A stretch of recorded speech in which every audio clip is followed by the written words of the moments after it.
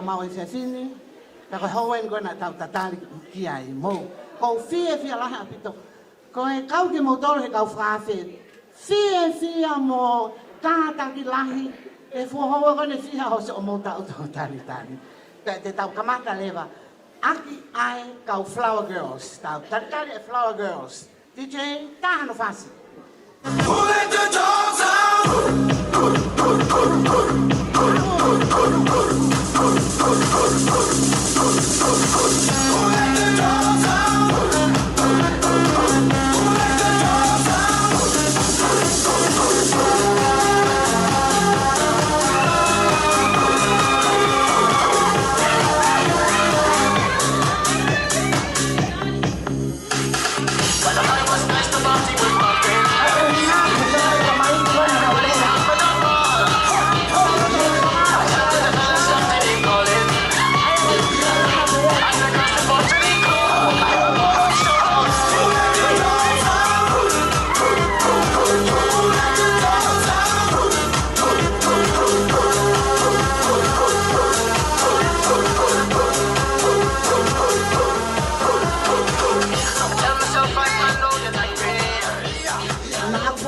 Ke fononga mai fangki kau le kalau to maa menau fangki magala kau ka ke Italia piola ia pe amo Charles ko na fononga menawa hoko mai ko Tongatapu ka ta ko sai se kau fala pe amo The room is on fire.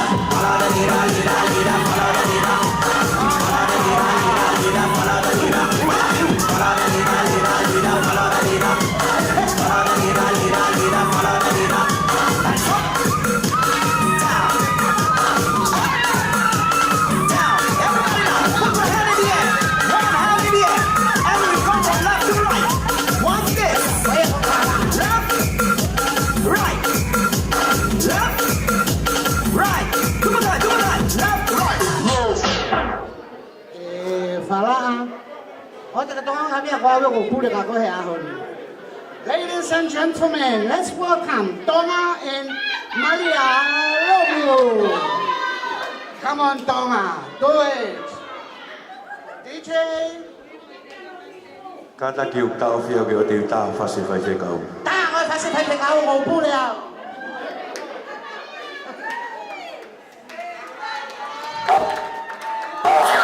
Hands like fish.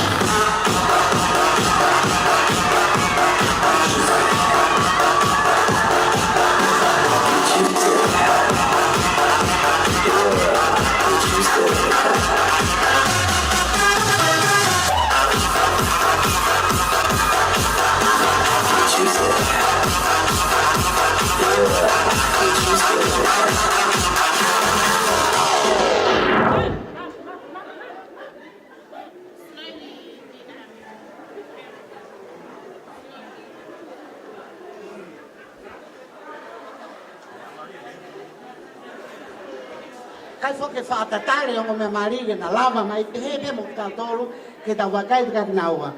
Let's welcome Alfred,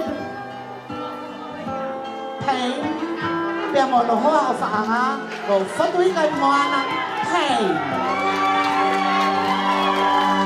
Not sure if you know this, but when we first met, I got so nervous I couldn't speak. In that very moment I found the one and my life had found its missing piece. So as long as I live I love you, will have it hold you. You look so beautiful in white, and from now to my very last breath, this day I'll cherish. You look so beautiful in white tonight.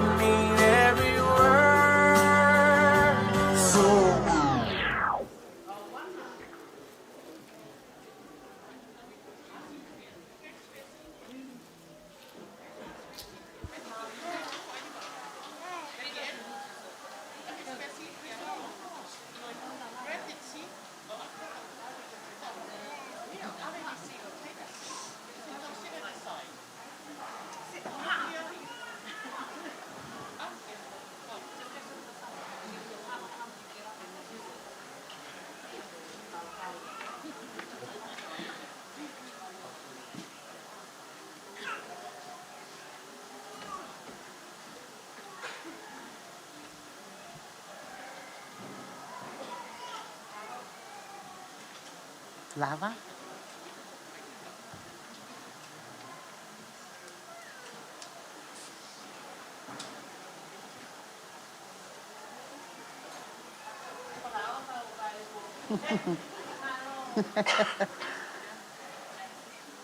Ko tui be ko tau lava ko mau a Mr. mo Mrs. Payne ki ona no foango. Fotuika, can you give a smile? That's it.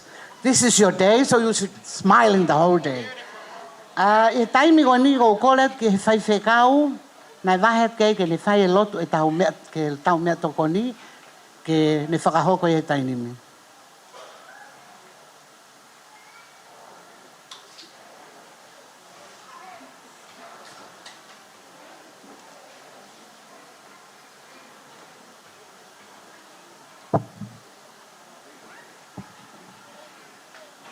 Malo pe ki he mau e whainga maari e koe ni, ki tau kau whataha pe i he lotu. Aki mua pe ke u whai e lotu, tu pe mua ke u lau ate ki ves koe ni. Sa me te au a fitu, vesi uraki, ka pau i kailanga i sio vai whare, o tae ao ngai ngā au e anau tolu, o nau langa ia. Ka pau ko i kai tau i e sihova, ai kolo o tae ao ngā, ai ai tangatare o. Ripai vai wha, pe me vesi o no wha, whamanatu mai apostolo, fia mau ai pe i he eiki kau toi ai atu mo fia ke tau lotu. E o toa mafi a koe mau tamai whakahewani a Fiona. Mau whakamalo mo mau whawhetai atu ki o awhio ko ui koe whainga maari o e houa koeni.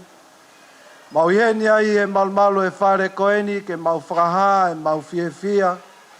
Pea moi honga ke te mau tolu ko ui koe whakahoko he a Fiona. Ia ahoni, ai mari maoni oni, ia Alfred Payne, ka uma Fotuika i e houa koeni.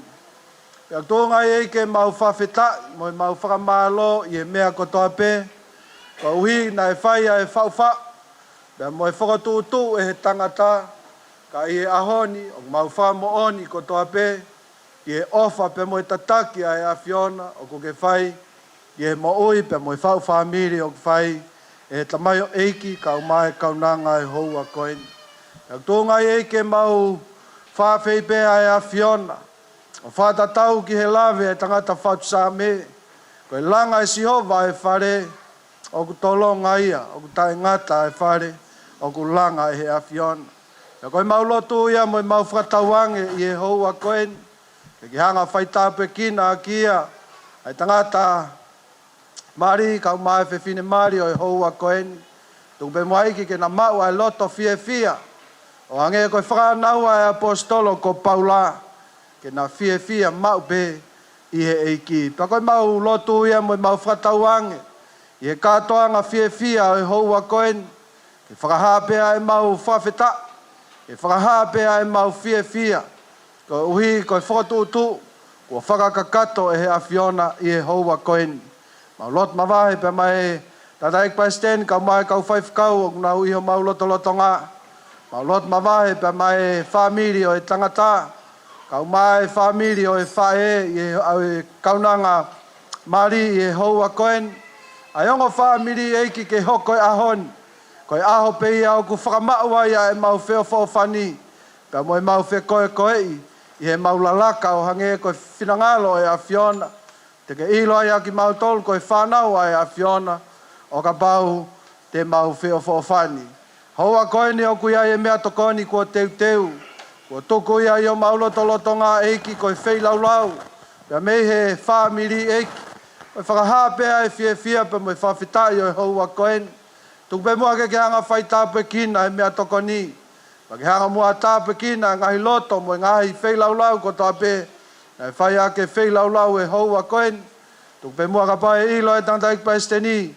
Kau maengo mea mari pe pehe ke toenga. O kau whai whakau pe moi whamiri o e tui o mau kau whata e houa koeni. Tuk pe ke mau wai ha malo. Haivi. Ke mau whai pe o mau ngahi whatongia. Ke whakaongongo lelei pea ia e a Fiona. Whakato mai lotu eik. Pa ke whamore e mau ngahi tōnou nou. Koe mau lotu e moi mau huo whai e houani. Ia siso kalaisi koe alo ka koi a peo mau whamo ui e meni.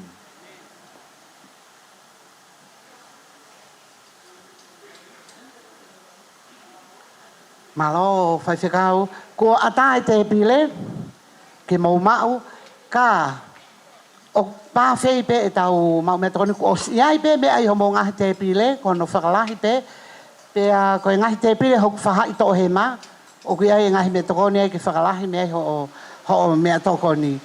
Pe a kou whaka amu, ko uhi ko tau tō lahi, ka pau e lawa te pile ia koe ai otu te pile koe ni, uhi pia mau leo matau, mau no whaanga, pia mau hoka te lewa ki matau. Ko wawea nge koe mau wawea tuia koe tau wawea ia. Ka ko ata e te pile.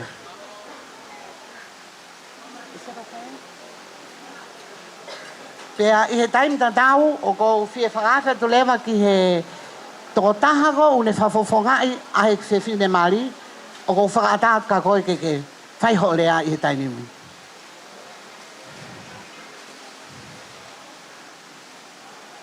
Ko hai une whafofonga e ai whaha e whiwhine, ko ho taimien.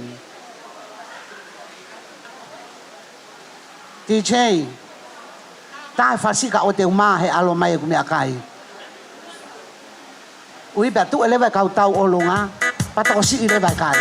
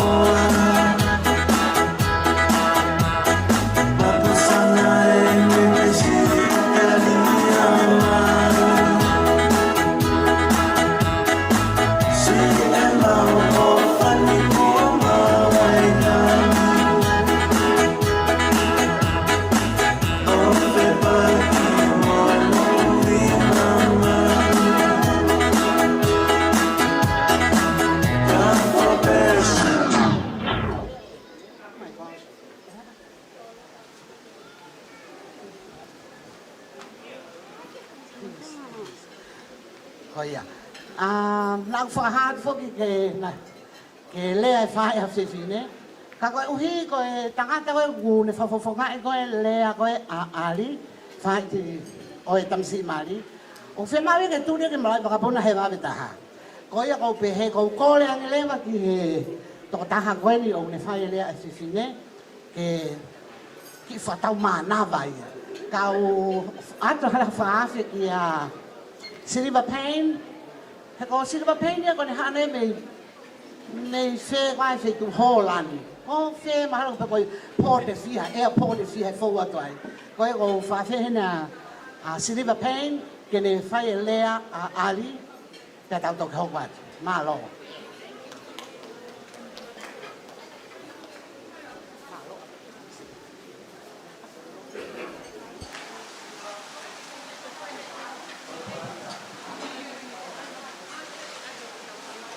Paula pe ho mo ilo kai tu ke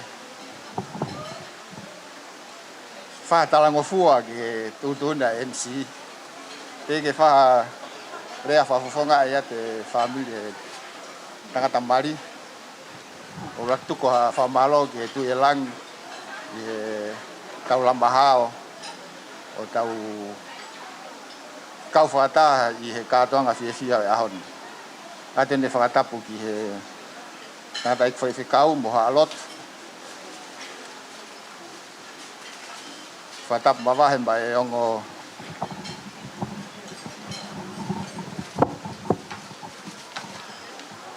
mai ongo tamaikio e aho o nau ia ki tau tolu he hoata ko ini. Ada ni whakatapu mawahe mai ongo whahu. Pea pehe ki ongo whamiri. Mo e tūki mua au ke tūki mui. Ka tūke whaha talangofua. Ko whingoa ko siriva Payne. Ka tūke whakahoko ate motua ko ini. Ko e tupunga e mau whihoko taki. Ko e ongo mātua me Scotland, England, dan tuk folau mai ki Melbourne, ihe tavalu ni mafitu. Ko madua ko ni ko Caroline pa mo Francis. Dan folau mai me Britania, ki Australia, na tu tai Tasmania, panahiki ai ki Melbourne tavalu ni matolu. Nai na whanau toko wha, ai ko Philip, ko Francis, pia mo Alfred, pia mo e tahine toko taha, ko Caroline. I he taha walu, ono walu, na nau hiki mai ki tonganu. Na e tua e nau business na lisi e konga api hua tolitori, ainu tua e prisone, o whakalere ai e na business ko e vavae. Nā kei fuforoa me ai panahiki ai ki eua. Ko e whanau tangata toko tolu ko ni, o kumau lau kau ai. Ko e taulahi ko e honoulu aki, nai ui mai ai e kore tokoni me he sotia nusila, nai alu kotoa e kau tau te hina koni i he tau.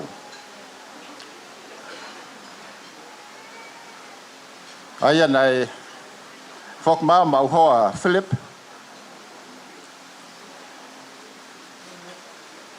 mo e whiwhine ko Viola, o mau ai whanau,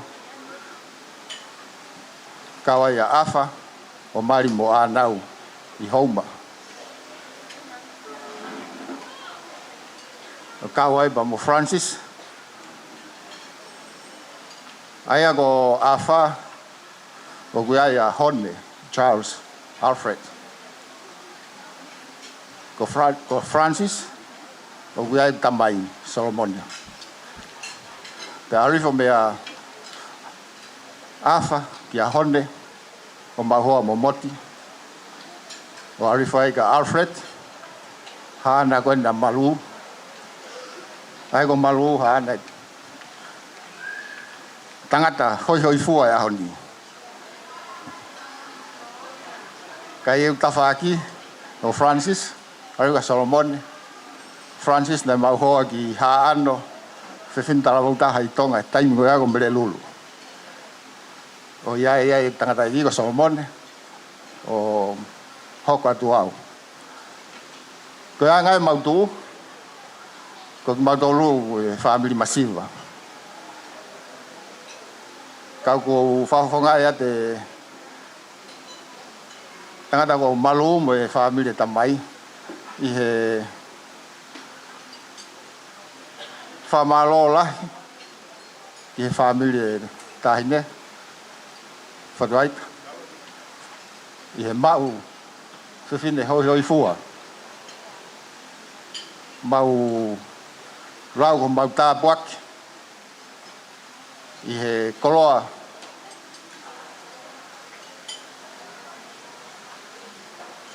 O kai ke mawilo me neanga whewhe mau lotu.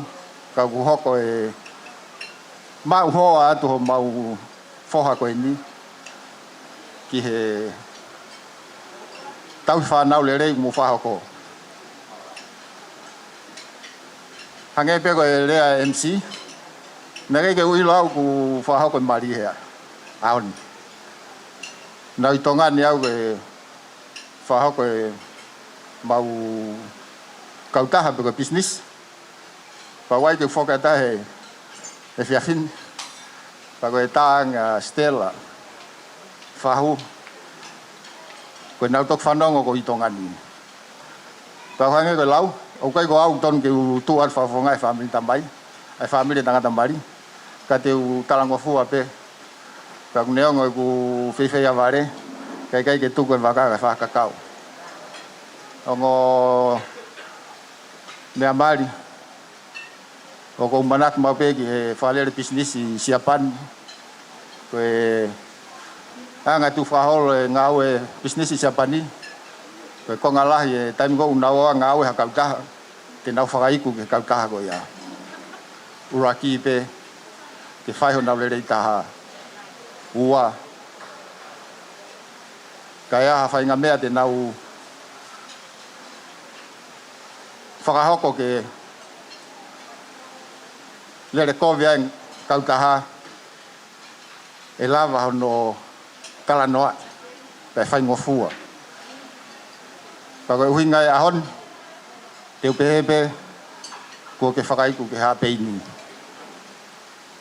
o whaamu ke oa pe ngata he whakaiku kai hoko ia ka hamea ke whakamau ai ho whakaiku Payne ke mate ake hingoa whai hole rei taha o hi he koe family Payne koe family angale rei pau te ke te tānaki mai ho mate ake hingoa e tupureki na ia ko hamea te hoko ai ko ha foi maluanga ia fonua family masiasi katak pe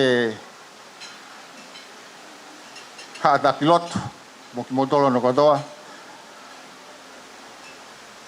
ko me mahuinga ko hui ko mo lotua mai ngo me hana wa aho ka ku kai ke to ya vive iua hui he ko whakaho ko ngo me hana wa aho e ahon tau tui kai ke ngata pe pore ai family tonu ka ko toi ngan maheni mo toi ngan family ko ya ku te fa se ku fa ha ko tua ke te mau ka papa ko ki mo tolo fa ka ke langa mo fare ko ha fare lot o wa mau ka papa ku ko anga o fatimpa ko mahu mai ki tongani mai me fenga ton mo to tsunami tongan ai ko fa papa kon ko u fare kon ko fa hinga na mo le ko to nga himea he I mango no muka a umai ki ada pe ki kanok pol ko fa papa ko ya ko mau ka ai ko mau ka papa ku mau pore u hi ko mama ai tongan tambe papa lelei o ko ho business ba me o tangata iloa I Nusila ko se Graham Henry mo Wayne Smith pe ko ai mau faam e hoko e mau tokoni tatau pe ke ngo family loa te mo ilo e mau ka ta tu pe I mbaleta e api pe tangata iki ko ia yo ko ai o fala de modol ko amana ke foka te vaka e se afini o ku mau ha ka pak lahi hui ko tuk mai fatongi ya ko ni ka neo ngo pe fefe ka hang we lau he ke tuk vaka fa ka ka leve malanga tua fat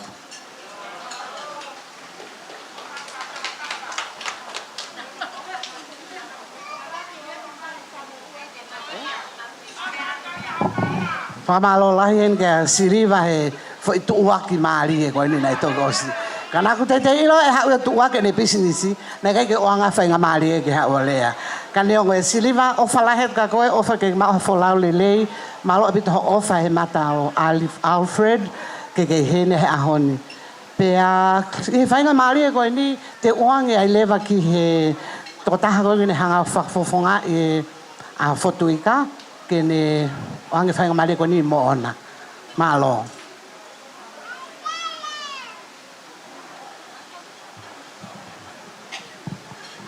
Ko e whatapu kakato e, o si au whake e makirea.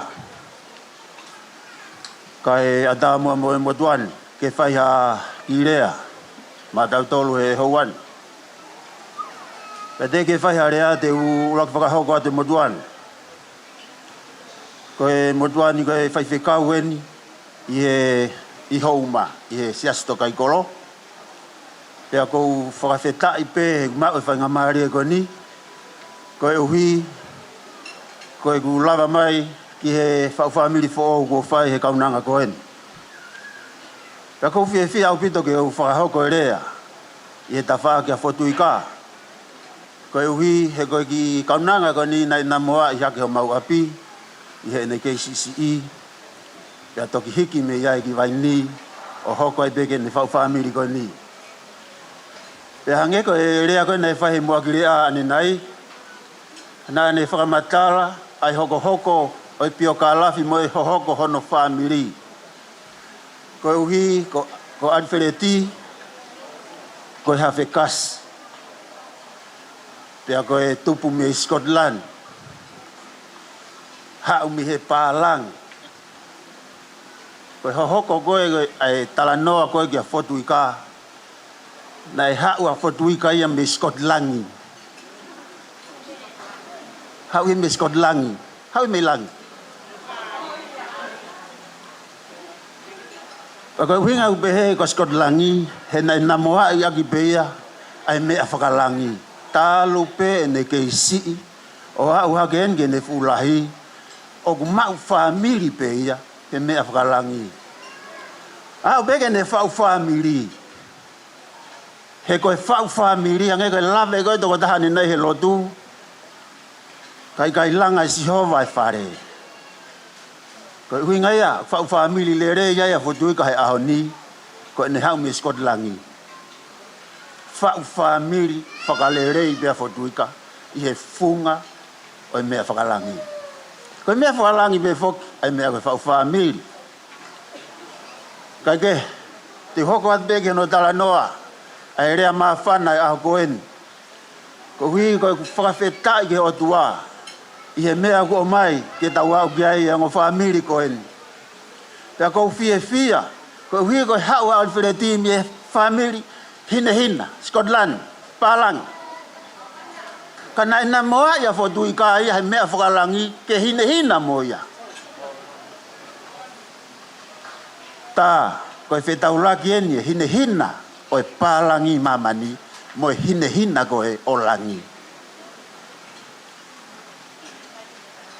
Koe mea koe mo uiwa karistiane, koe ne palanisi koe ai laumarie moi materie, koe toko taha mo uilere i whakauriuria, pe hei kai iala noa ia mea koe mahaki kia te ia.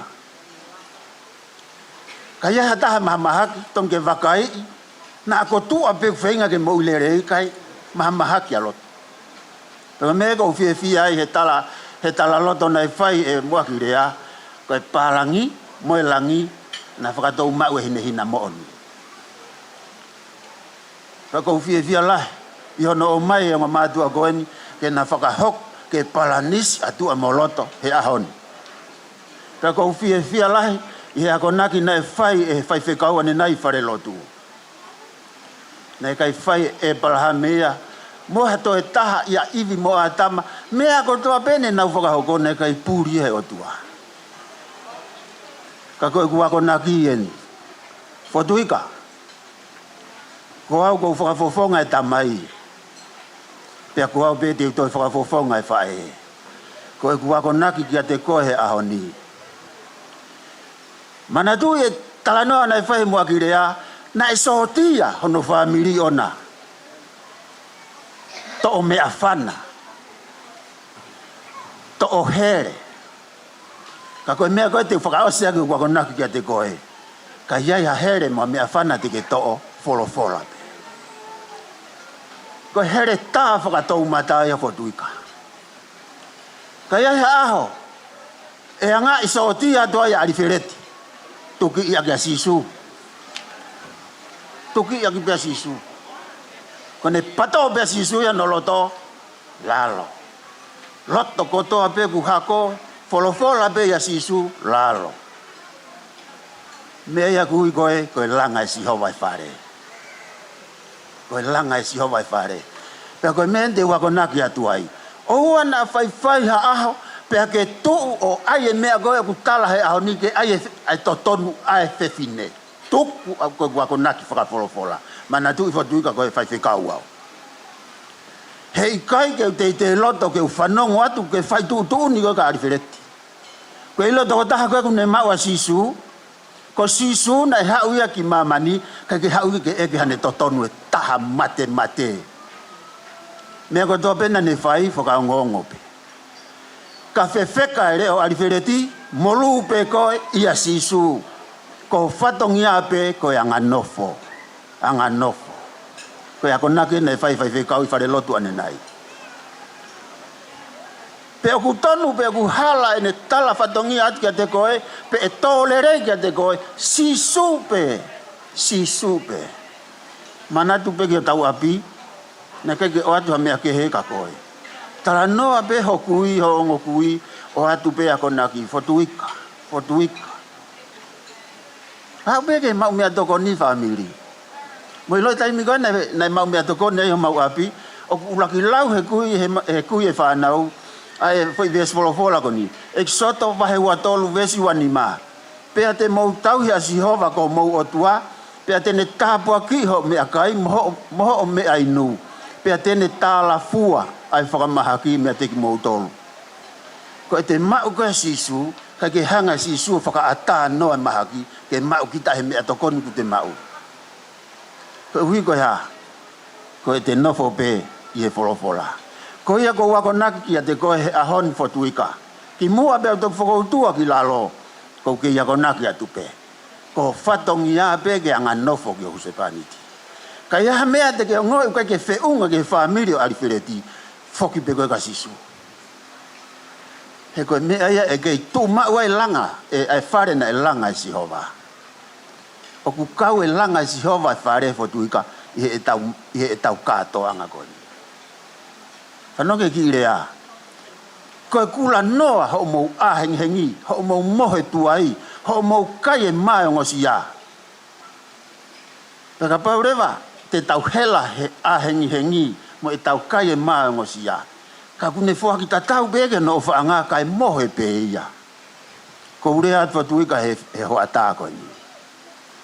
Ko tō taha koe kuranga hano whare ia Jehova. E alu le rei pe o wau kotoa pe o au ki he aho koe ni. E iai e taimi e Fotuika, te iai paro pare mai hoko.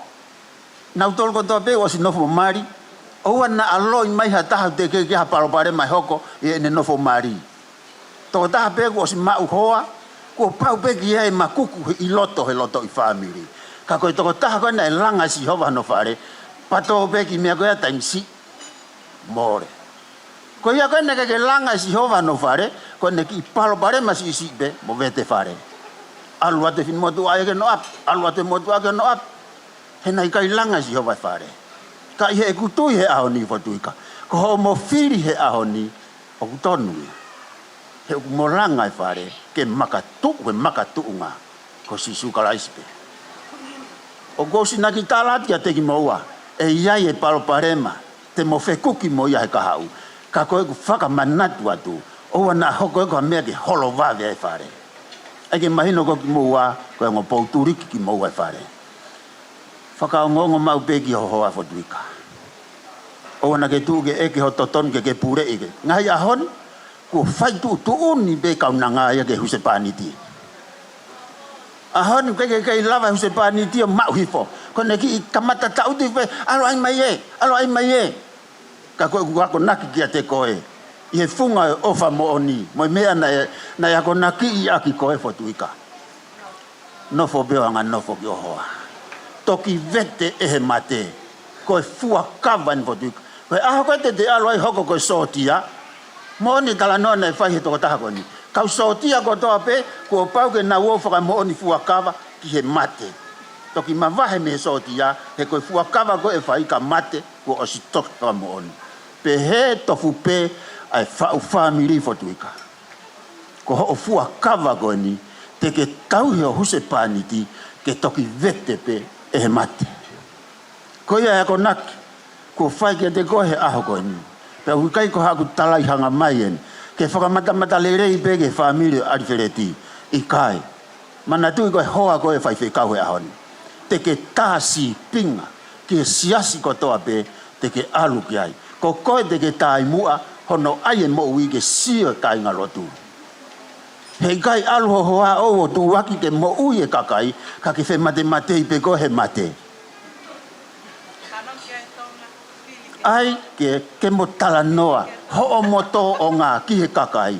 Tali le rei e kai ngalotu. Tokangan a ke kovi haki me mea tokoni ho mo ki kai ngalotu. Tokanga ki ai Fotuika. Mea katoa pe talaki e hoa ki he kai ngalotu. Whainga ke tāsi pinga le rei koe ki ai. He ko koe te ke hanga whakawhotunga mea katoa pe ki he kakai. Ko e tau misiona e he tau ni. Ko hoko atu ho mo ngā ue. Whai e whekaulahi tala mai sisu. Mo uo, ngāhi kakai kotoa pe ko kauako. Pea koe pōre ia ki a teki moua he anu. Alfred, ka e umaa Fotuika. Tau alu whakataha he tau ni. Ngāhi ha kakai. Ke osiange e nau mo ui mamani i kukilangu. Rewe malanga, kau tatawat.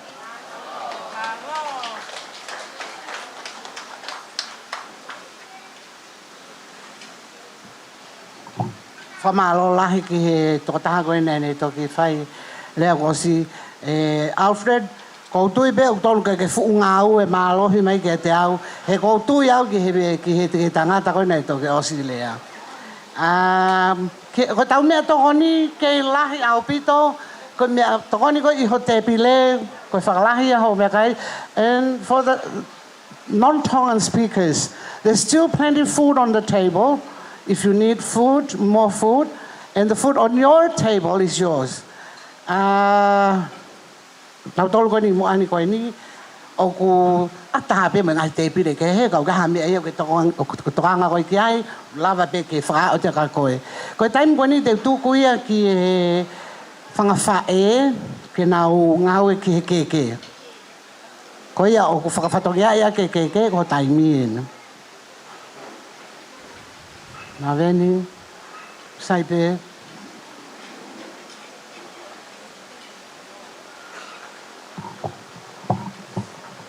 Ko kore pe ke u whatapu ki he o tua mawmafi, ka umaha ke whatulo watu. Ki mua ke toki hau e whahai ai whiwhine mari, ko whawhi atu ai ongo mātua mari, ki he te pire ke whai ki whatongia ko ia o hono tofi, mono whalangilangi o e aho patau toki hoko atu.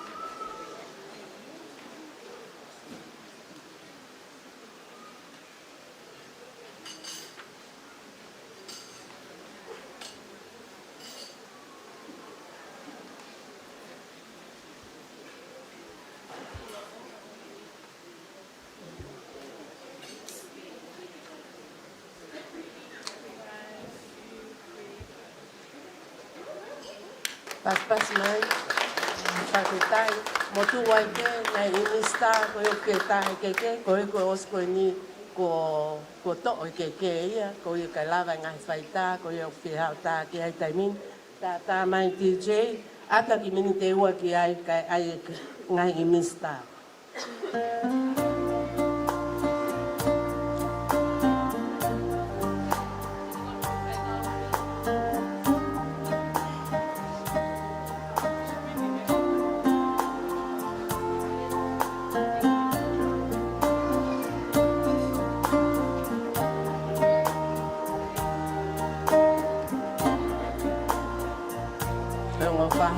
Vuna.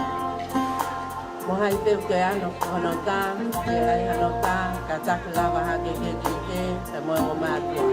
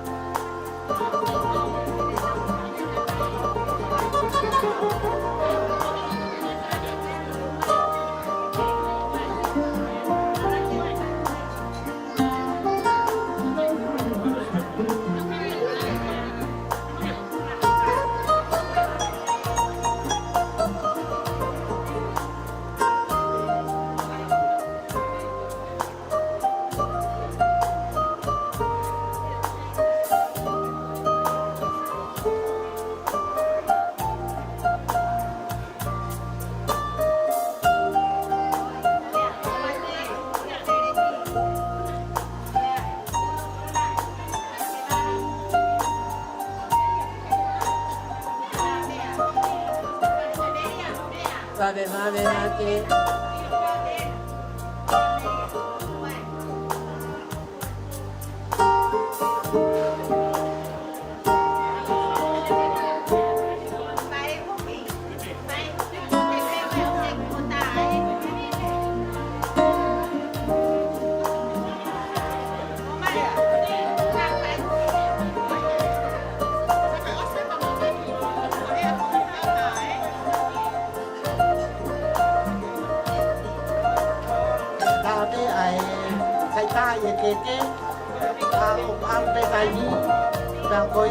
Koia peu whakau kia hana ki tā heke ke o ali mo Fotuika, mo Fotuika, whenga mai ke hoko atu. Ospeka ka tau hoka ne te o wau e ke tau hoka atu.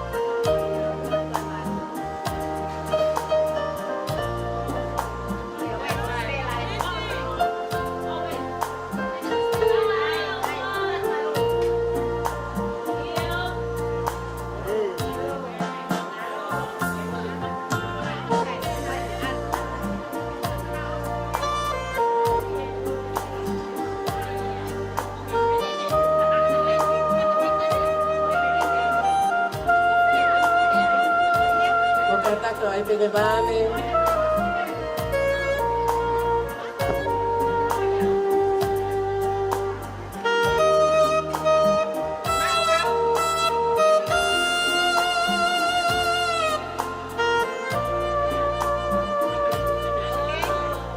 Malo. Kata ko mo me mari mo.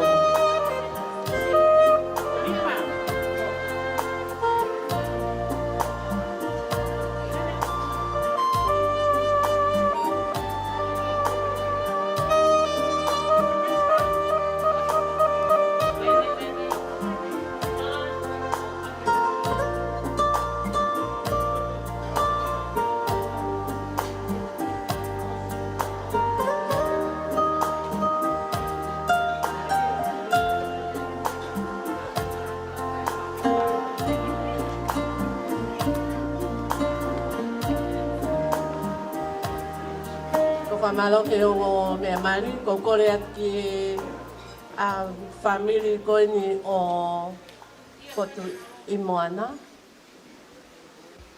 E tahini mari ke lava mai o whaena whatongia kautuk whakakatoa.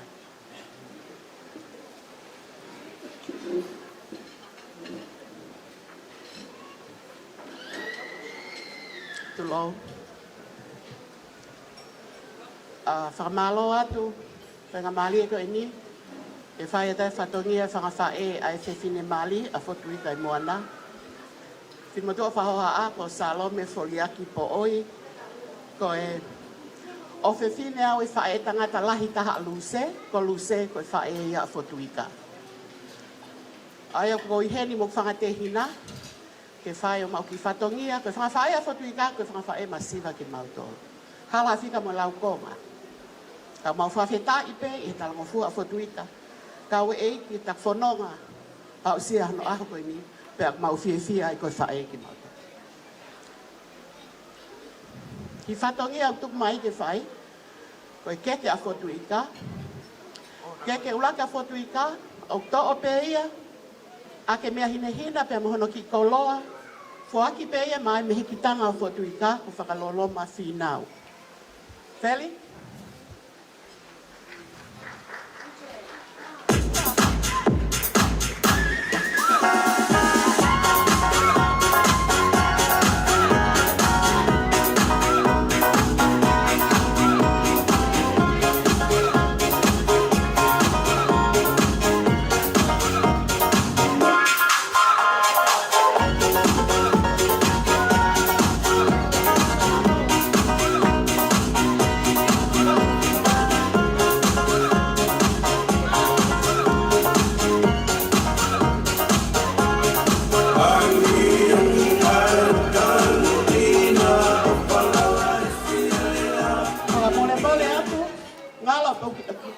Ngalo e te au o kei pe mohono ki sila o i ki koloa koe nā moe mea. Keke uluaki a Fotuika. Keke ono wa o to o ia pe a moe tangata e whai whekau a Fotuika ko se kope whinau. Koe to ak pe moe ono ki koloa i keke mea hina ko ki koloa pe a mohono sila. Malo. DJ Bravo, DJ Bravo, DJ Bravo, DJ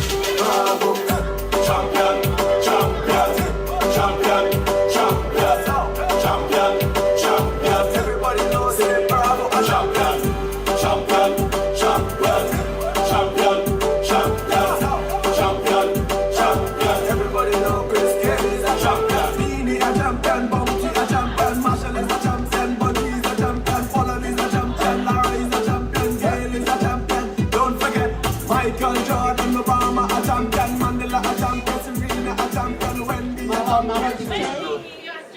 Ki whatongia whakaosi, ka mo te ose ni whakakata te keke, ka te kapa te mau ki whatongia whakaosi, pe mau ki taolonga, ko e te whine taolonga, ko e ki whine motu ape nei kau he kau laini a Fotuika, ko e ki whine motu ape ia, ko e tunga vai pe a Fotuika, o whi whine a wui ka piula ka mau mehitanga, ko i a Fotuika, ko e te ni taolonga, pe ko hono tuanga, o ku loto lele i te whaele, ke fuakia ma luse ko fae a Fotuika, ka kole a tenga Fotuika, to a te ia ke aonga ka koe. Ka mo kare o taolunga, ka to whaia anai ka. Sai peo ko tamai ki to koloa te to a potu ko talitari ke toki to manai, ka hoka te kete. Thank you.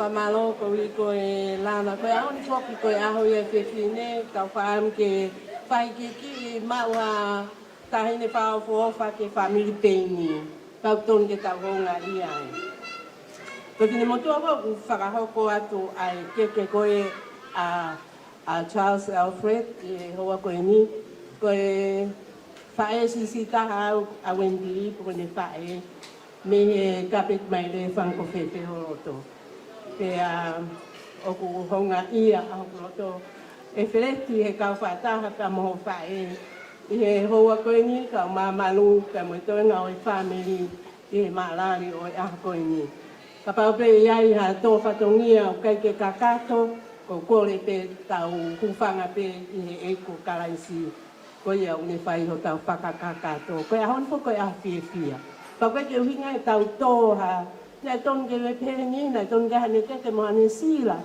tok whakakato hata taimi ko tau whanonga e loa te ka ko e whai whatongia sisi pe iwi o whangawhai au enti ka e whai pe ai lele o whai ko keke hono hoko ko whapetai ko hi ko tangata e president Whanoel Mataere o konga ia au pito ai ki motu a koeni ko fleti ka o maa a honoa i he lava o e whakahoko e na mani. Ka koe loto honga ia. Kai ke aha me e ma ko e whatuwha o ku to'o aki ka o mai ki sila ko tanga tolu afe. Whamalo atu i he i whaipatongia o ke wha.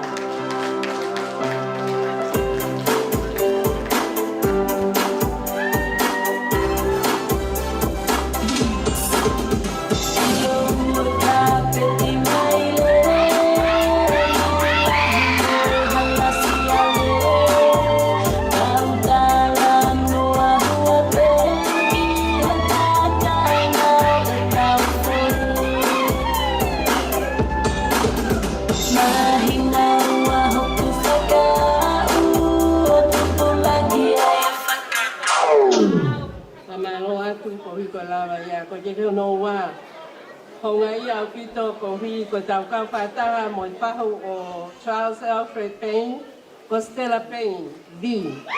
Kia ko ke kia au pito Stella ko lava mai o whakoloa ai ki aho ki motua tua koe ni ka koe.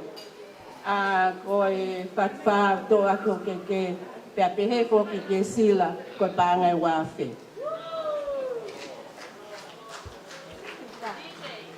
Why'd you grease lightning? Grease lightning. Grease lightning. Grease lightning. Grease lightning. I got chills and I'm multiplying. And I'm losing control. Cause the power goes flying. Like that you know. Grease lightning. Shape up.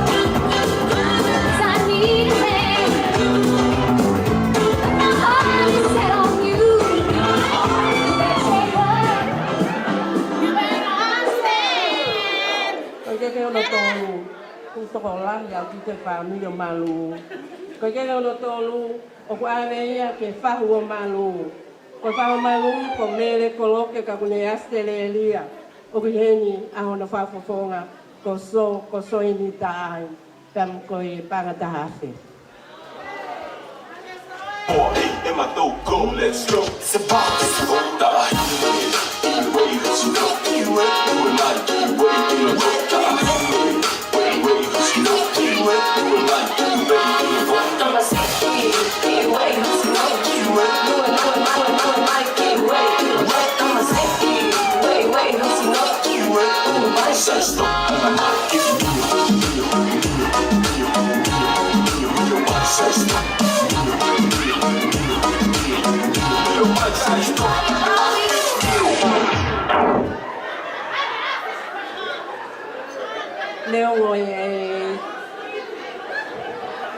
Leo ngoi toko lahi kai whai pe whatongia sisi pe kai ha ko tahai e ngahi whahu ia e taha o malu o weno no whafofonga ko motsi.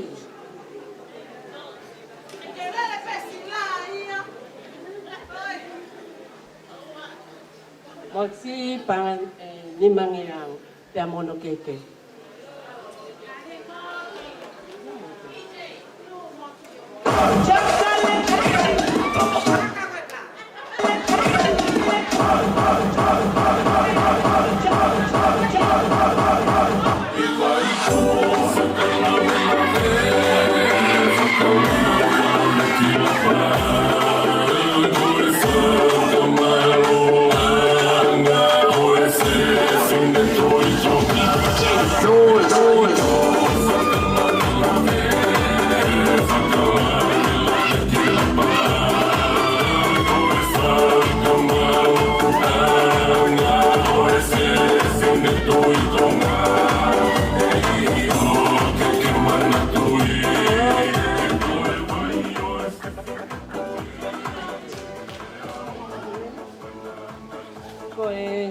Ko ke ia a maveni ka fononga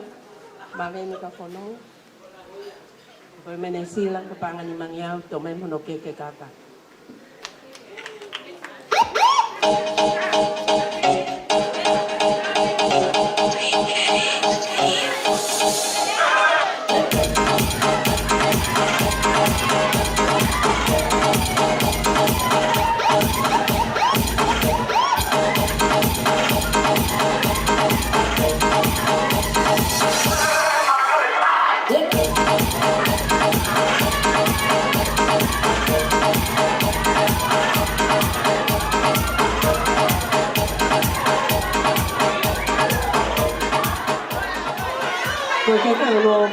ko ke ia e tuinan o e tuini mo unga monosina.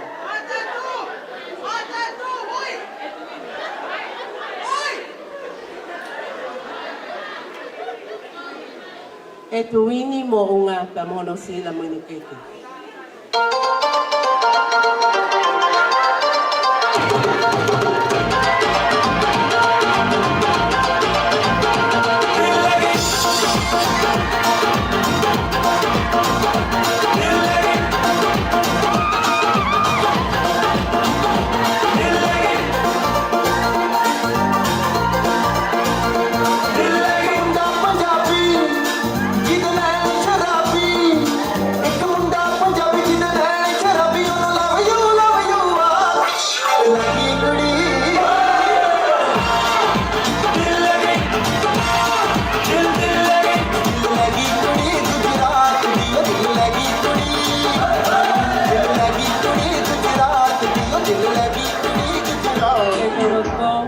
Ko whawhekau, ko Paula tupou sila pamono keke.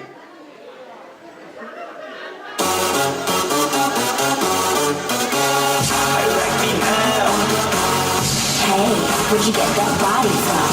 Where'd you get that body from? Where'd you get I got it from my daddy.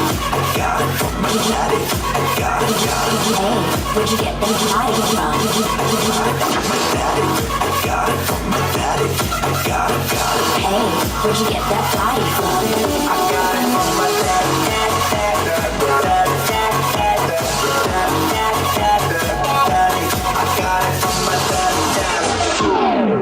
ke onoko, ko ke ia whaiwhikau, Tongalomu, sila mono keke.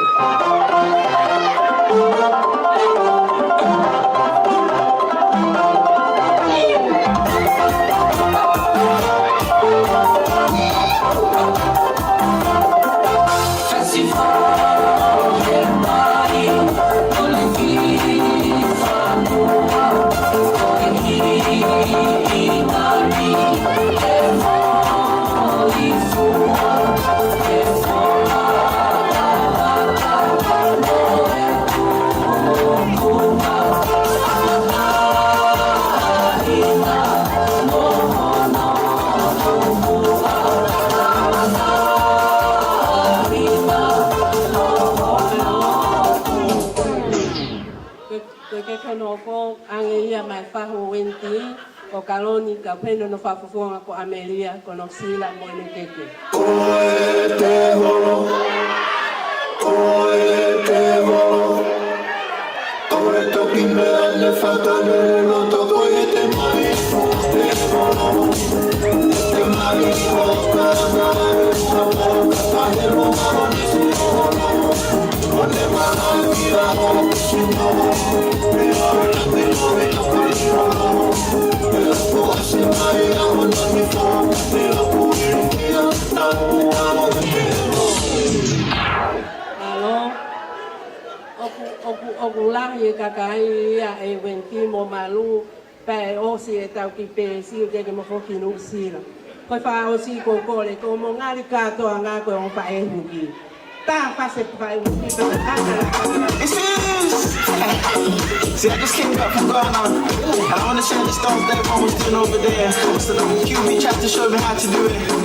He sat me down in this place, and he said to me, but they want to see you rising, and when they do, they don't even like it.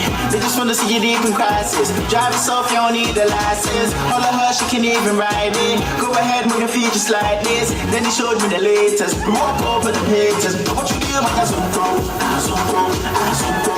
Now watch me do my azonto, azonto, azonto. Now watch me do my azonto, azonto, azonto. Now watch me do my azonto, azonto. We walk over the pages. Now what you do, my the room is on fire. Follow the leader, leader, leader, follow the leader. Follow the leader, leader, leader, follow the leader. Follow the leader, leader, leader, follow the leader. Follow the leader, leader, leader, follow the leader. Let's go. Down. Down. Everybody now, put your hand in the air. One hand in the air. And we go left to right. One. Angan katoa ngai aho ia e wha e huki. Ange o si o ke a wenti ia me wha e huki. Kako tau ngai katoa ngai ia ke kakahe tai wha i te rua ki ai. Wha malo atu te on wha e huki, wha mol malu i o e aho. Ko keke kono, ko tau keke katoa ia, wha malo atu pe leve malanga kau tatau atu.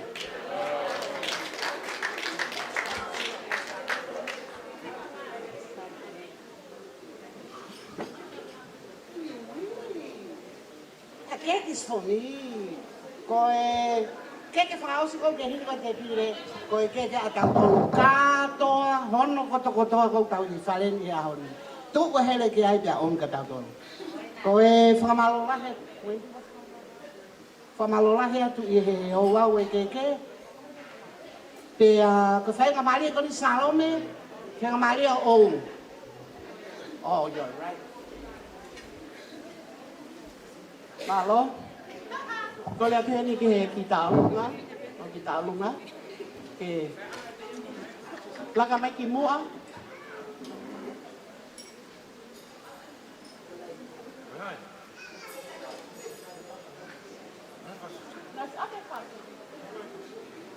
Ko hai he ngoa tau whasi, na ustata mai mau. Hey, e ta pe ko hai he ngoa whasi taulunga.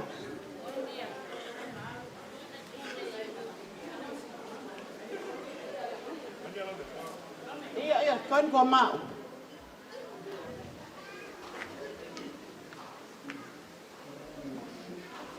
Ang pena whalea tanai, e ki tu anga ta olunga. Ko aki pe ia mai me tanga ki se fine ta olunga ko luse, me whae a Fotuika. Te tō pehi a Fotuika. Tole an toki heni ki he tahine mali Fotuika. Ka taki mai o hoi ake ki pale o piula leka.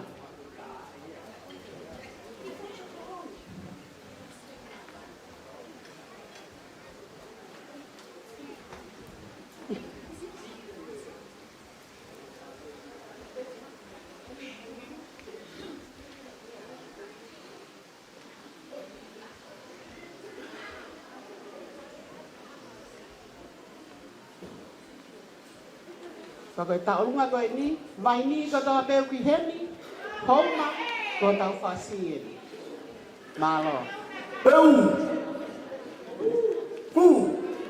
Polo pe a he hau patea, o hataka i me katoana, tuku pe a e kanoloto a, mo e whare whaka kau tangata, mo e whare whaka kau tangata. Maria Pilar.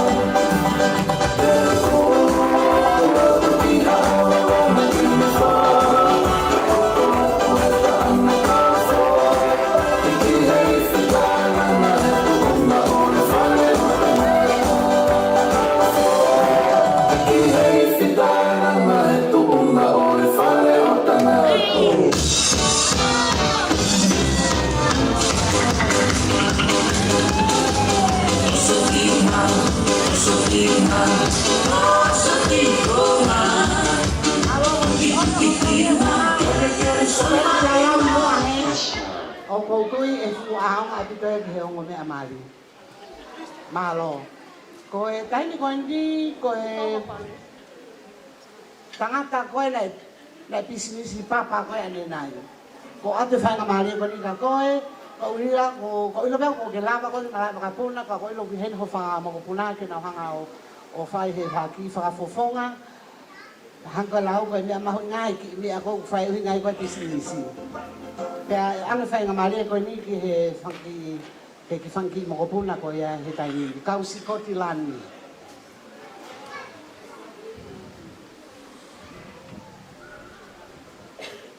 Ke kau sekolah ni mau tan fa palang ko bulau be ke ni ma ku kai ke mo ha u iyo e ho ba lo to malae aha mo e wa oi ko na wo mai ate fa na male ko ni ka ki mo to malo.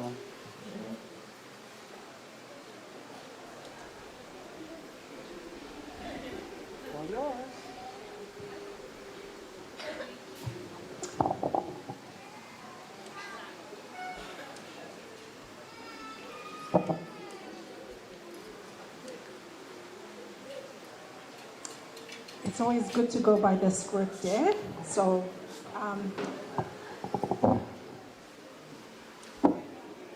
ko gole ke u whakatapu atu ki he o tua, ko i tui o ngahi tui, pia mo eiki o ngahi eiki. Pia a ana toko taha pe a langi langi. Tapu ki he tangata eiki Palestini, pia moha a lotu. Tapu ki he tunga ane ko e ni, mohono hoa I he whau whamiri po o. As my auntie, the MC, mentioned, we're from Scotland. And wherever, iyo, okay. Te kita nga ta ake mam he ahoni. Na os tohi mai, tohi matolu ko ini ke whai kulea. But I think out of nervousness, I'll put this aside, but they'll never whakapalangi pe. So I apologize beforehand. Alfred and Fotuika. I stand here in front of everybody to represent my mom. Ko au koe tahine lahi au a sitela. Pako sitela, koe tuwhiwhine lahi a malu o ko haana Feleti. Charles Alfred Payne. And so this item here, we don't have much ali. And I think you know me by now. I'm a little bit different from the other cousins. Some of us are very sociable. Hangeko guango sisters going in disco takai holo. Yeah, okay. Kako au, my grandma kokukui, Fane Payne, oku inusila. And Ali, she sends her love. Okuke ilo, our grandma is a Tofifine Lotu. And so, because of my tui tatao, then keep things simple. Ko ki konga ngatu pe ko ki fala ko na e efi mai, o ko tuku ia I mui heni. Pako foaki atawia keongo sisters are Charles Alfred Payne, Anau Mokali Payne. Love you, sis. Love you too. Pa atu e ka moa mo fai te liha mo iai. Ka koe ki isila pe koe ni. Ali and Fotuika, it's not a lot. It's probably just enough to maybe pay for petrol as you continue doing God's work. And I'm reminded of a psalm o ku whaalau ma upehe kukui a whane. Ko same wa tolu ves uwaki, ko hoku tauhi a sihoa hei kaipete masiva. O vatka moa, and this item here, I have to apologize beforehand. I'm very nervous. Ko kuongo kita maiki, and they're the eldest grandchildren of Sitela. And so they're going to sing an item, and I apologize. Kapao keke tono hiva. They're very shy, but I'm sure they'll be fine. Malo apito pe ofat ka ato ka moto.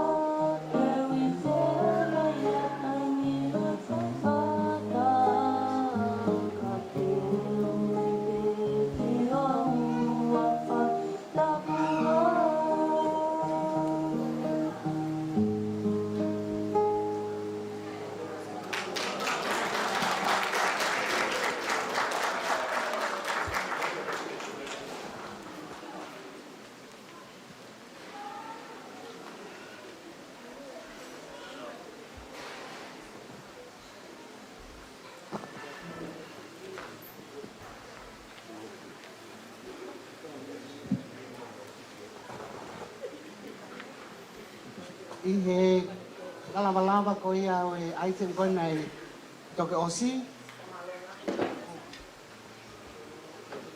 Wa malolahi atu ki whanau koe na mai whai aiten whakofa koe ni. Pia koe whainga maari e koe ni, o ku wang ki hataha pe. Ki hataha pe o ku iai hane aiten ko os teu teu, ko uinga ki whawhiwhai ko tau ao. Pia koe nei kai pe te tau hoko atu. Ti che ka taka maha ki fas.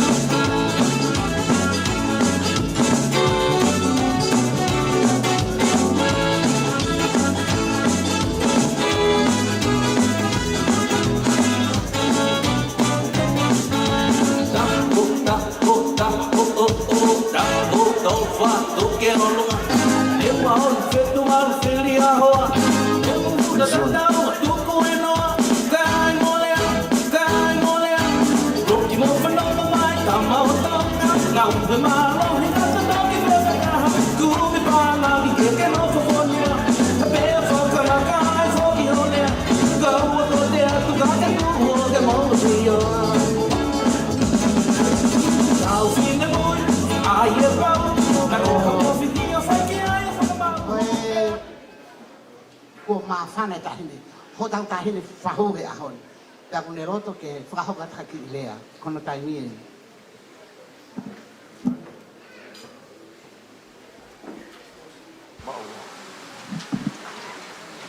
Kole ke hufanga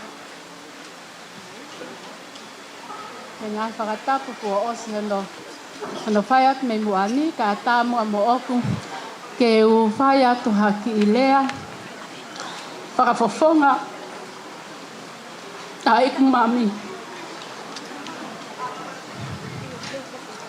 ke tala atu hoku uhinga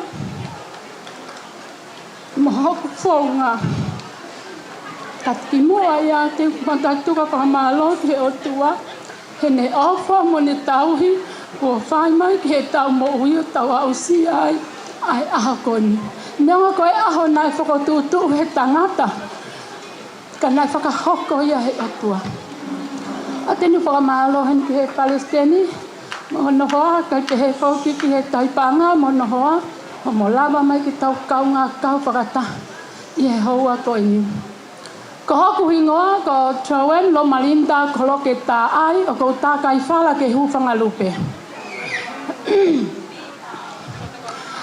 Pea ko eku i he ni ko hinga ko eku mami ko me hiki tanga ia ai tamai a Sales Alfred he aho ko ini. Pea ku i kai ke ne si lava mai.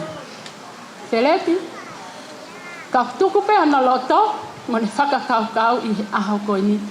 He koe ngā koe aho nia o ku fie nei tonu peke i he nia. Ka koe ngā o ku hiri fia e puna wakapuna.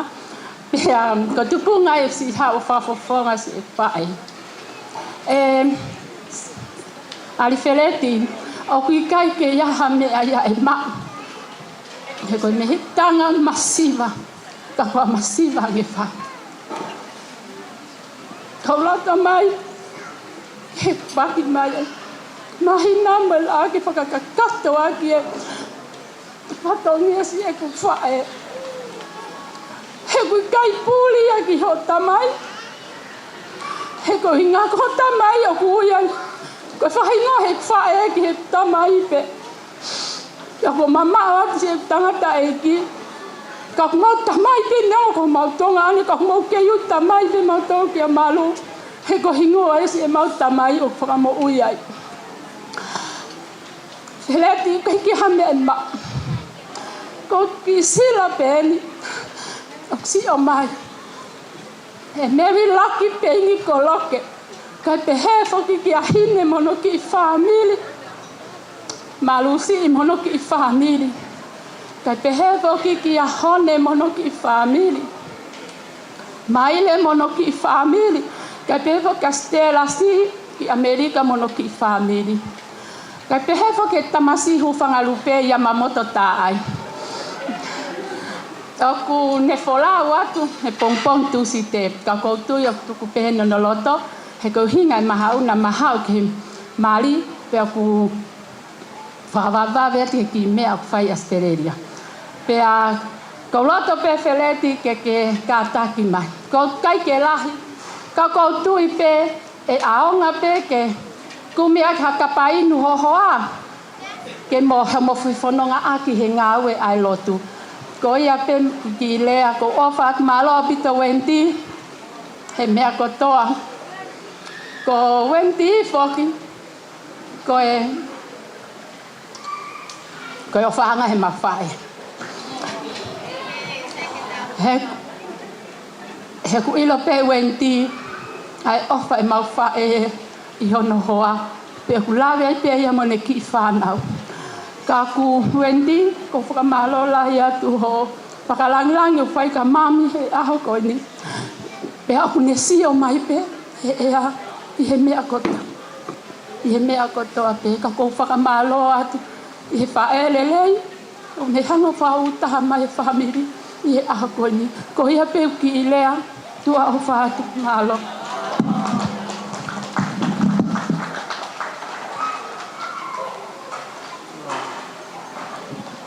Whamalo hene ki a soeni koe me vaini. I he lea whawha koe ko tau tok whanau me ai. Pea koe taimi eni, mi au whai aite me ho heni. Koe Fotuika, o te taimi koe ni koho whaho. Wha I te rihai ai whai taimi koe ni hau I au whaiva. Whileti, teu ki ai. Okay, DJ.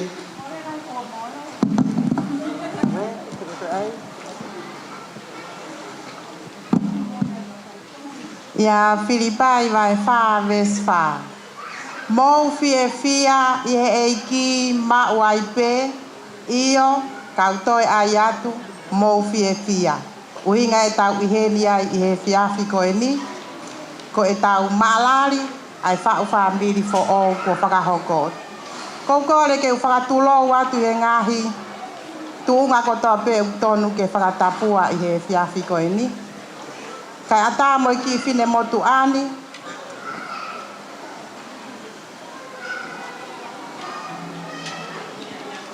Ke whai ha fie fia.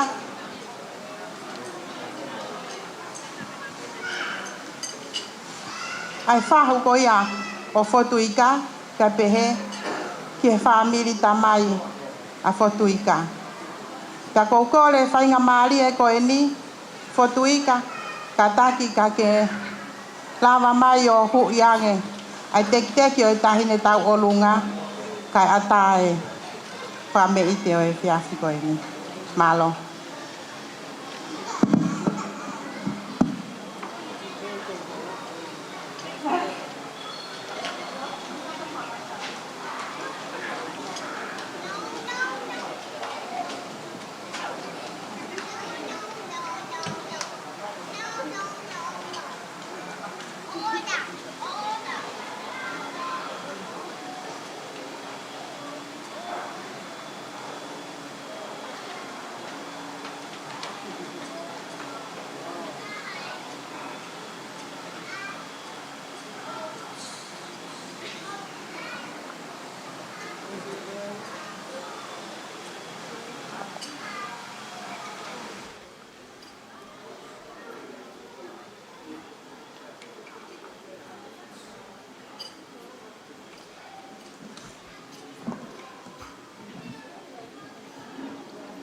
Tôi xin đi vào hy vọng.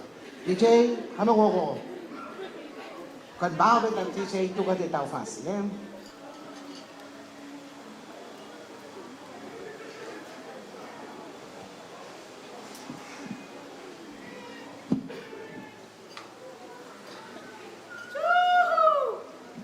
Dạ, còn nó ai à?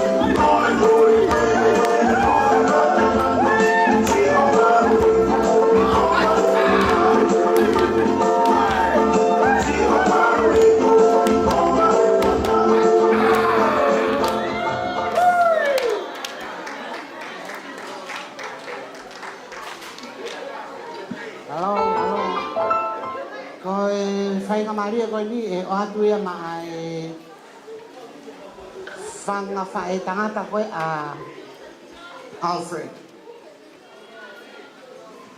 Family koe whanga whae tangata Alfred ko mo taini en. Koe mala e mo whae te riha ai ki mo toro. Ki cheng ta tama ki whaska lewa ke nau maa mai. Remember to be together all together. You'll be near the next that you'll not do.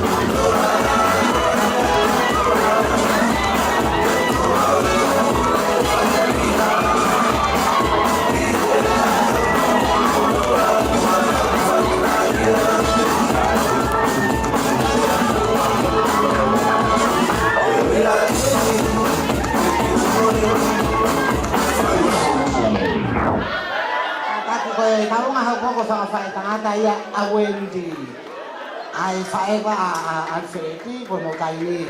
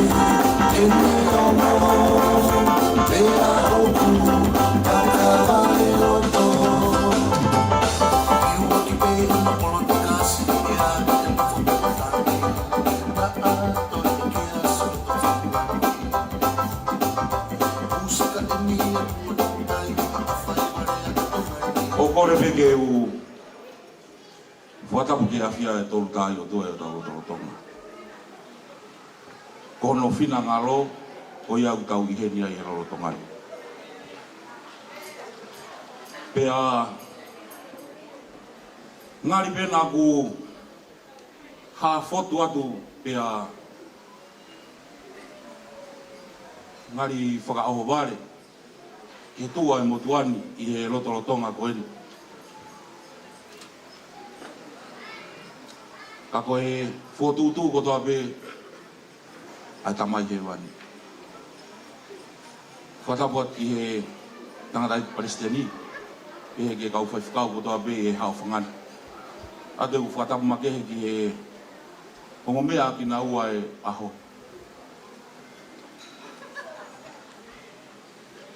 Ka e tupe mua mo ke u whakahoko atu e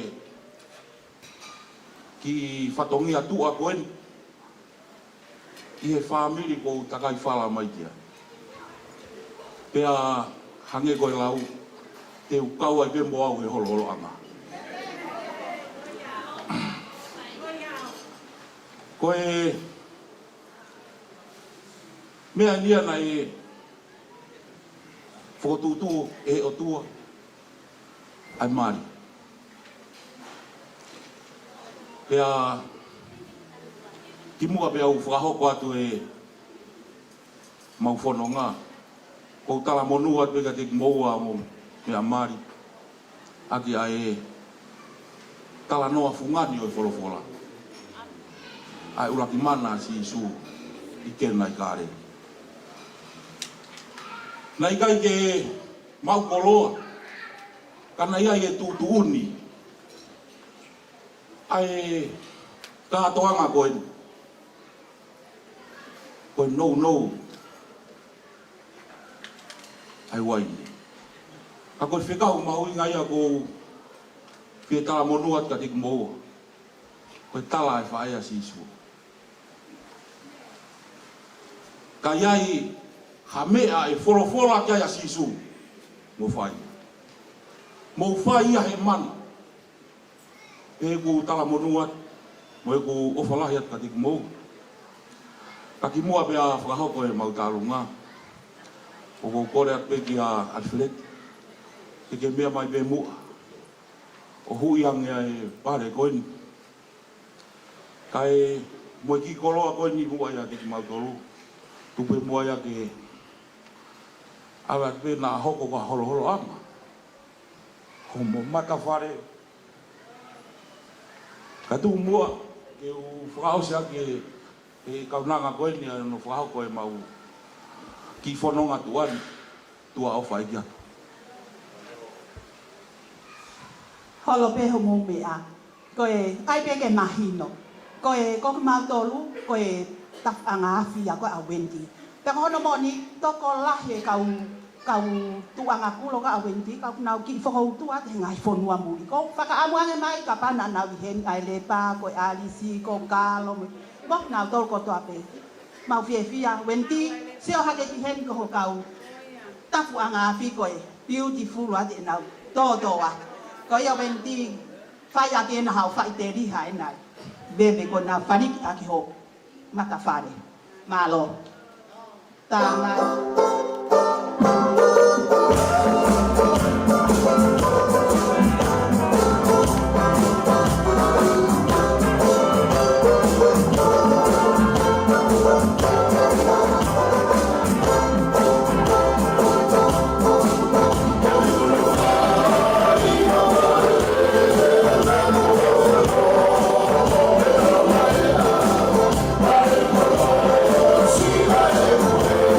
Yeah.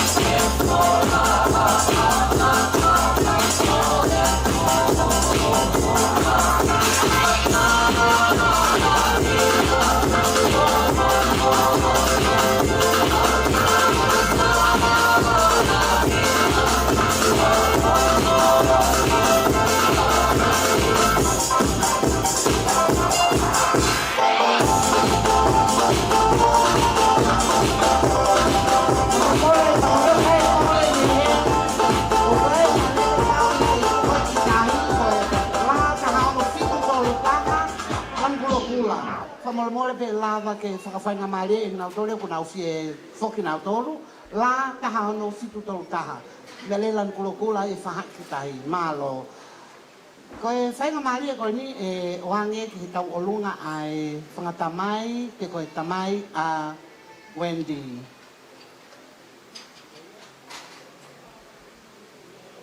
te nau whakahoka te nau tau ngai taini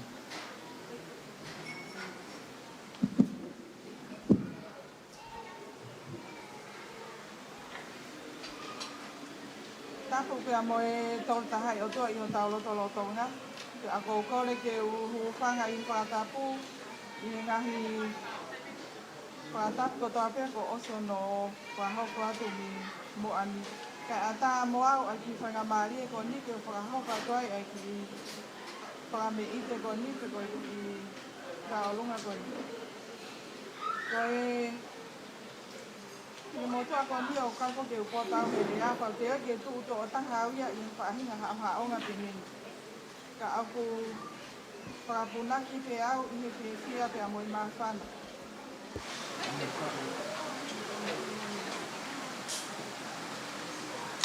Ko au ko e te o tahau i he whanau i he whangameitanga Wendy.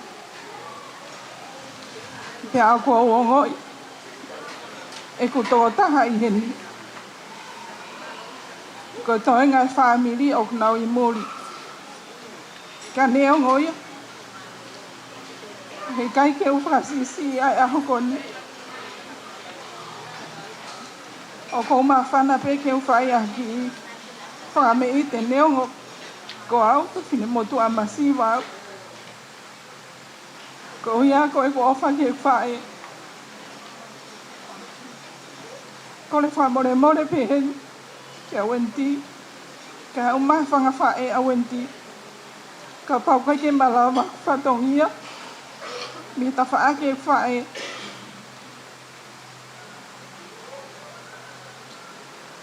Wheneti ka o maa hoa. O hata e ofa lai ka ting moua.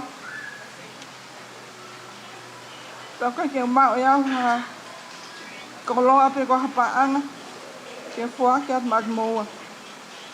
Ko hape ai ki mea ofa. E tuku he hoa tani. O at kakato aki pe ia e mau ofa mag moua. Ko ia pe malo.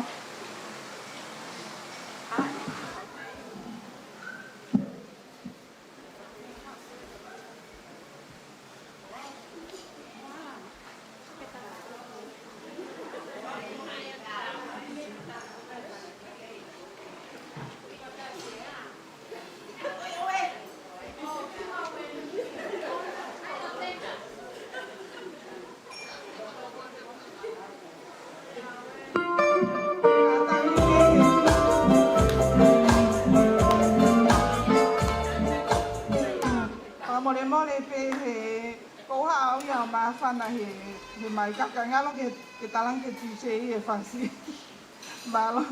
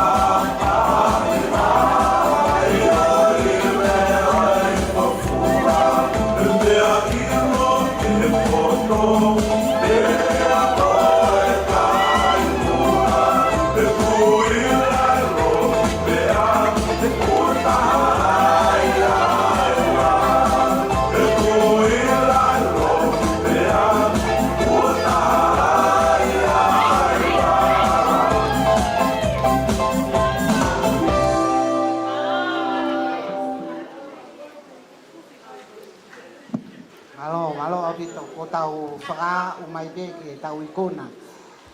Pea, koe, ne fwoi tangata nai lea ni nai te he ko ko Alfred ia ko tupu ia me tangata me Holland ko ape ko Scotland pea ia ko tangata taha na lea na pe ia ko Fotuika ia ko na me England pe ko langi pea ko ko lau kau ake lea ati ko Alfred ai ku hinga i tau hene a honi ko oine kui na le hanga o mai e ai sias a fitu ki tongani o la ve fil moto a ni mo e kau fine matu a ku nau e no fo mai me te pile ko e ya mo moto tamai e taha he pa mau no fo pe mau sio ka ya ha me te mau fai ke si Alfred ahan Alfred, don't be mad. We must do something for you. Ko ia ko kola tu ki heti chei te tama ha fasi ba ko kola tu sebe ko ke o eniki a kulea. O ko kola leva ke he kau ke fanga fa e amalu. Aya ko e fanga kuia a Alfred ke na u fa on the floor. Psst. On the floor. Ko kola ke sinema to ko ni ke o na wala na ta wolunga. Kana tu be mo hatungu abe uhen ko tau fasi malo.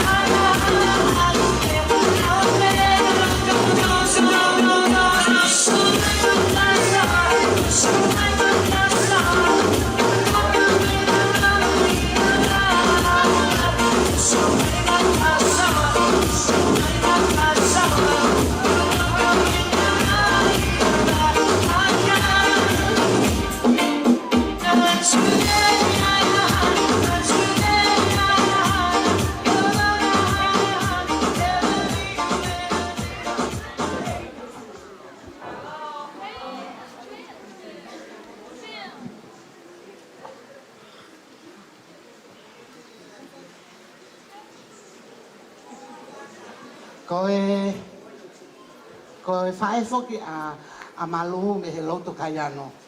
Koe ai. Pea te oange whainga maari e koe ni ki nau tolu me he loto kai ano ke o maha tau ki lea.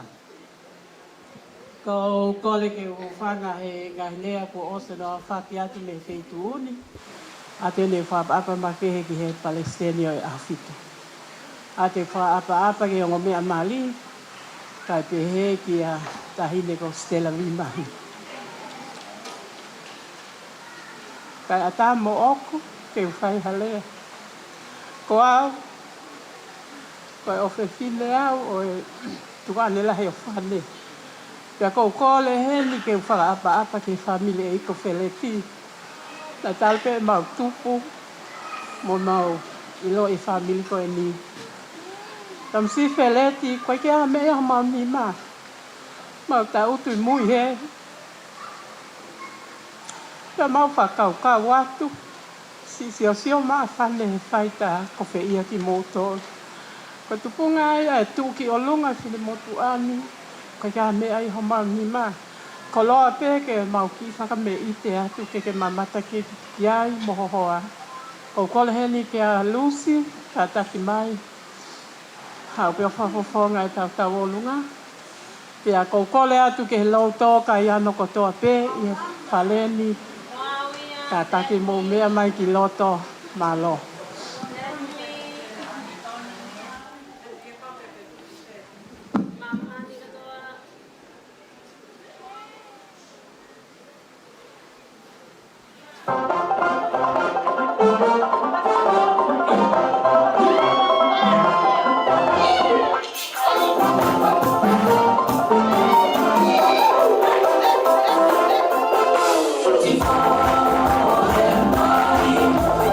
Thank you.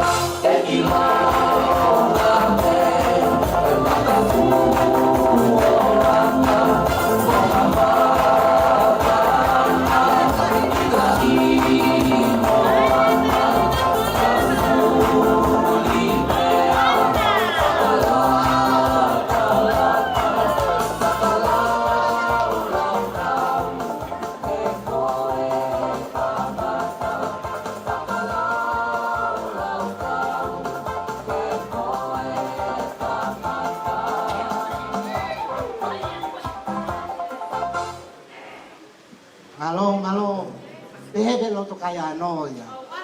Ko e taini ko ni te tukuia kia Wendy. Mo ni crazy daughters here, the crazy sisters of Alfred. Ke nau whai nau ki fia pe. Mai mātanga. Malo. Ko len ke ki whanau mo kata ki o tua ki loto ke. Alfredi. Hau Alfredi. Ke talango fua pe ki a te ao Alfredi. O le wahi fo Fotuika. O koe ka pongpong o le ke umate. O le aten ke whawhae ko to maha tuanga hena. Waha mea hena. Ke si tua e whanau. Si omi me muri na ke iaha ta mai whakapuna koe pīs pēta. Ka pau kia ha mea hena. Si o le lena koe mea eta whaake Fotuika. Ko whea sare si ia. Sare si ko ia maha ki tuanga.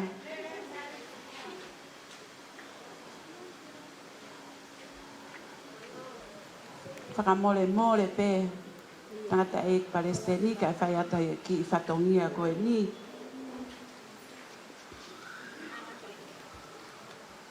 Ko ita au pito a malu ia au mo whanau. O sen o te moto tu o ta o lunga Ko si ita a malu e soeni. Ke lea ke o tamai ke moko moko. He ka o sieni ke ita maha te mau pakapuna ke he kehe ki Nusila. Ita pe ia he tau o lunga. Tamai ke mau sio ke mata whai whikau, Alfredi. Whakamole mole, tangata e Palestini. Ka panga o si ilo pe he. Nei si lere toko taha pe Alfredi e ki he ofisi. Kai ke. Malo si mau tu anga whanga whae. Koe ki teki koe ni. Koe ki whahu. Koe whahu e whanau. Stella. Ka takwa mole mole. O si i mea mai. Koe vai haka ia kai ke toi tuku. Koe lere penia e vai haka koe mo si punou ki lalo. Me aksi a koe ia ki mo tolu. Toi alu ki lalo au pito anau.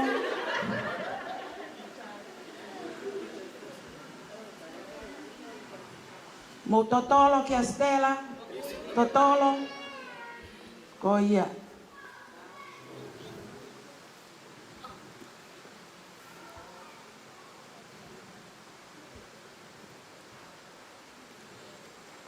Ko e lahi taha pea Stella pea. Whangatonga ane toko fitu. Pea o taki tolu ko toe ta mei tangatahe mari. Ko au pe taha. Mo whakamo oni mai ke he kange mela ia Ko au pe taha me kai peke toi ngau e malu ia. Whanga toko ua ko toa malu o ku nau mare pea nau mawa e toi. Ia e mwe eke ange siosi. Malu pe taha. Mako ia malu pe taha. Malu pe taha usi. Talu pene tau koe ke tau tuai pe. Whai totonu. Pe hoko peke Alfredia. Pea koe ki tuanga. Stella. Whakamole more kai si whaaki e mai. Ki te pire koe ni koe whamiri. Ta mai e ni a Stella. Ta mako Niki, Nixoni. Ta pelu mai kia. Pea kai ke te whahamau ai te mi kone Osiria. Ikai. Oku ko malu e he si langa hono ulu mo mai a. Koe tau la mai ia. Malo au pito O fatka ko Stella. Malo si o lava mai. O fatu ke tahon toa mai halo ko de o si pene kai ke toi lea. O fatu ke tahon ko toa mo si lava mai. Si si o puke e pe foki ho foa. Sias Nuku'alofa malo ko teu ko toa ni he kainga lotu ko ni. Mo kainga ofa hono ko toa mo lava mai. Ofa ke tahan toa pepe si panga e malo si maukoloa. Ofa ke tahan toa malo. Malo lah ni kia Wendy he. Malo e toka e. Ko whakawhangata ni ki he ni. Malo. Ko e lau koe a Wendy koe ki mari tuka fiha koe hono whanga in loa koe. Ko hinga e kona loto kana toria. Ko malu ia ko Indonesia. Mana bahaya malu ia. Wendy o whalahe ata koe. Ko taimi koe ni Fotuika. Tau sio atu pe ko hai to taha te tau toe. Hoka te tau whakawhiawhia hoko mai. Ko whaamu ke lava mai mo la kau Fotuika. Pa ko whaafet ke kau singles ko tope katako moau. Ke mo lava mai ki he. Ya e hanga lava e Fotuika o whaka e matala a kau. In her way. Ka koe ko tene mau koe e hoko atu. Koe te tuku ki lale mai ka whai mo la kau ki loto tuku he. He ko kau mo he kau singolo. O koe ke hui tau ka kau singolo. Koe au tau DJ. Ka toi kau single girls.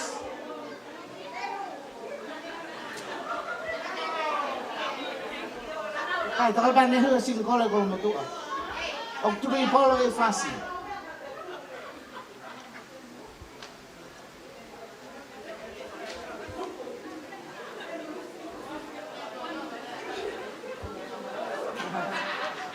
Oh, just the three of them.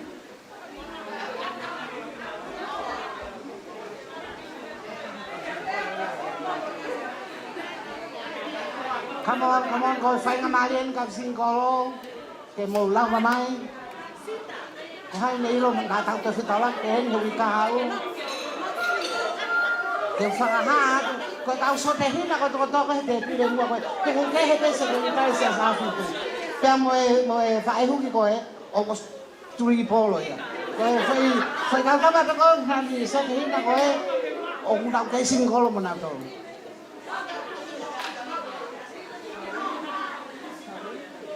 Already the singles, take care of your eye, take care of Fotuika. Ready? 1, 2, 3, go!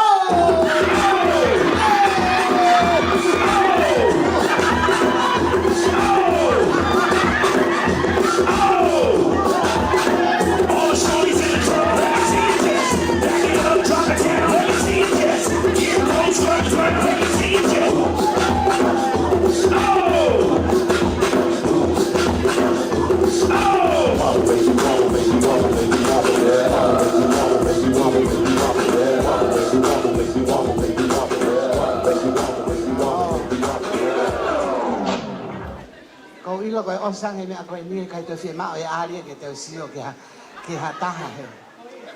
Ko fenga mari ko ni e wang ye ma Fotuika pe amo Alfred Payne ke fai haki fa ho ha aki he matanga.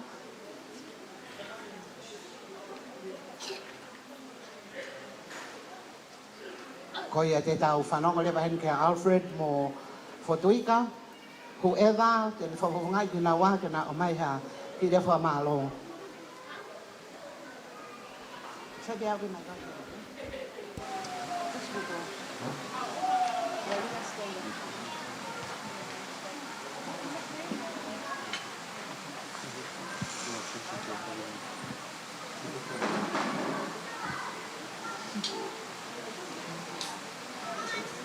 Malo pito na o whainga mali pe a kole ke o hufanga he talafatat ko os hono whai ke ata mo ki maua ana aho ke mawhai ha lea ke ma tuu mai peo ku whawhana mai e hoa o tala mai whawhawhonga i peko ki taua potang ikai te talea pe ke hano no taha te talea ke koloa ke whakaawat e ma whakamalo loto honga ia lahi au pito ki he taha koto ape i he malmalo e whaleni o ku tau kau whakataha i he aho whakaofa ka koe aho mahu inga ki a te ki maua.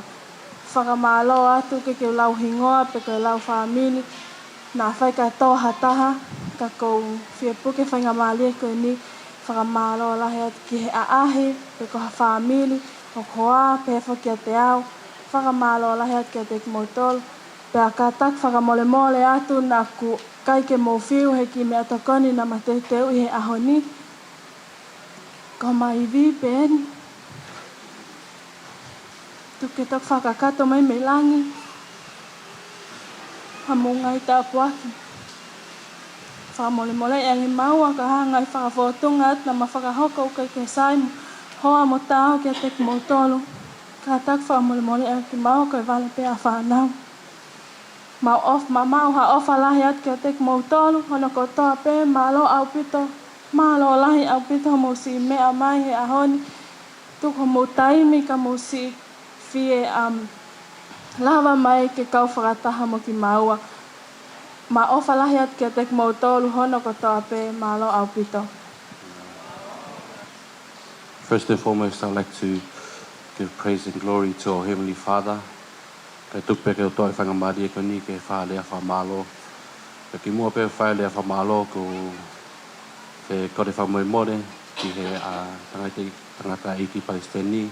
Se ke tari me kau whekekau. Mua tā Payne, if we reflected or my family reflected in any way anything different from the character the church stands for, from with a humble heart, I want to give a sincere apology. Anau moliti ko mo whakpengi nusila tapke mo te tu mai ki Tonga nue. I want to also take this time to say thank you to each and every single one of you on behalf of me and my wife. You know, we're so happy. Planning a wedding is not easy and it's very stressful. But when you have family and friends around you that support you 100%, it just makes everything that much easier. And I'd like to thank my colleagues, the president, the secretary, my fellow pastors here, and my single pastors. I'm thankful that my single brothers came. I'm leaving the gang and I'm joining the older guys now. But thank you for joining us. And I also like to say a big thank you to my church. Siaspuke, maybe they're already gone home. And that's just Nuku'alofa. Man, these guys, they showed me what unity looks like when it comes to work. They sacrifice night after night, sacrifice their time to be here to make this happen. And it wasn't just only them, but family and friends around as well. We want to say thank you to each and every one of you. Thank you to my family for turning up and friends. There's no words in this world that I could say or use right now to show you how much we appreciate the love and support you continue to show us. We're thankful that it's all done now and we can move on with the rest of our lives. But we will keep you in prayer, and it's my prayer that God will be with each and every one of you until he returns to take us home. Thank you.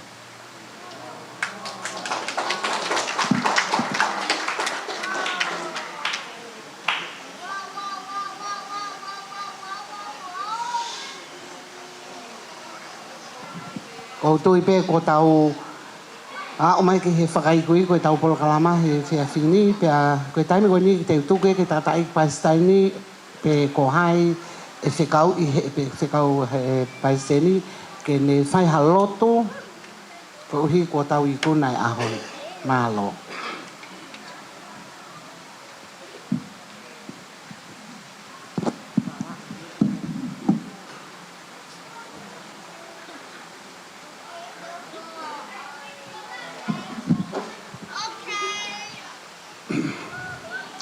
Kore pe mua ke o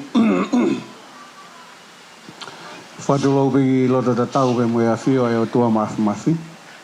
Au kore ke o Ku whanga pe he talaka kato e whanua pe mai lotu o siono a whaki.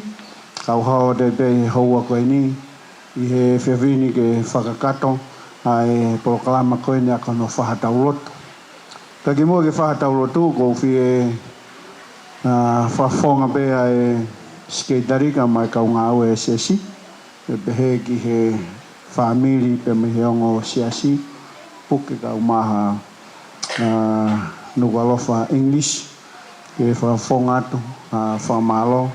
Loto honga ia moon. Tau te whito pe ki he whamiri fo o koen. Alfred Payne, kau maa whokea Fotuika i Moana. Vuna Payne haua koe ni. Kau hina kai ke tau me kau whatahen he ahoni. Ka koe whau koe ni kuna hanga whakahoko. Pea mga tūnga e tau kau whatahai haua koe ni. E ngata e koe whawe whamalo lah. Ki he hongo family, hongo mātua. Alfred Payne ka uma whoke ulmotua be pehe ke family hano katoa. Ka uma whoke e ulmotua be moe family ko iao Fotuika i Moana. Hui ko tau lava whakataha i he ahoni. Pea tau kau whataha i hono whakahoko ki naua i he maari maani o neo whakatau i he whakainohino e wholofola. Ka tau au mai ki haua koe ni, pea moe whakakato ai o wau koe ni hono katoa ngai. Ai whiri mahuinga ko whai e he ongo mātua koe ni, hange koe au tau kau whatahai. Tau whafokipe langlangi mo e Gloria ki o tua. O hi koe ia pēna ne hangao tataki ai o wau koe ni o wau ke tau kau whatahai e houan. Whaudua pe i lalo hei pa ko whakipe manatu he ku wakai ki he ongo mātua koe ni. O kui ai pe ai whelawe i talo e tupuha ki a Fotuika. Pea moe kau ngā mea e ni.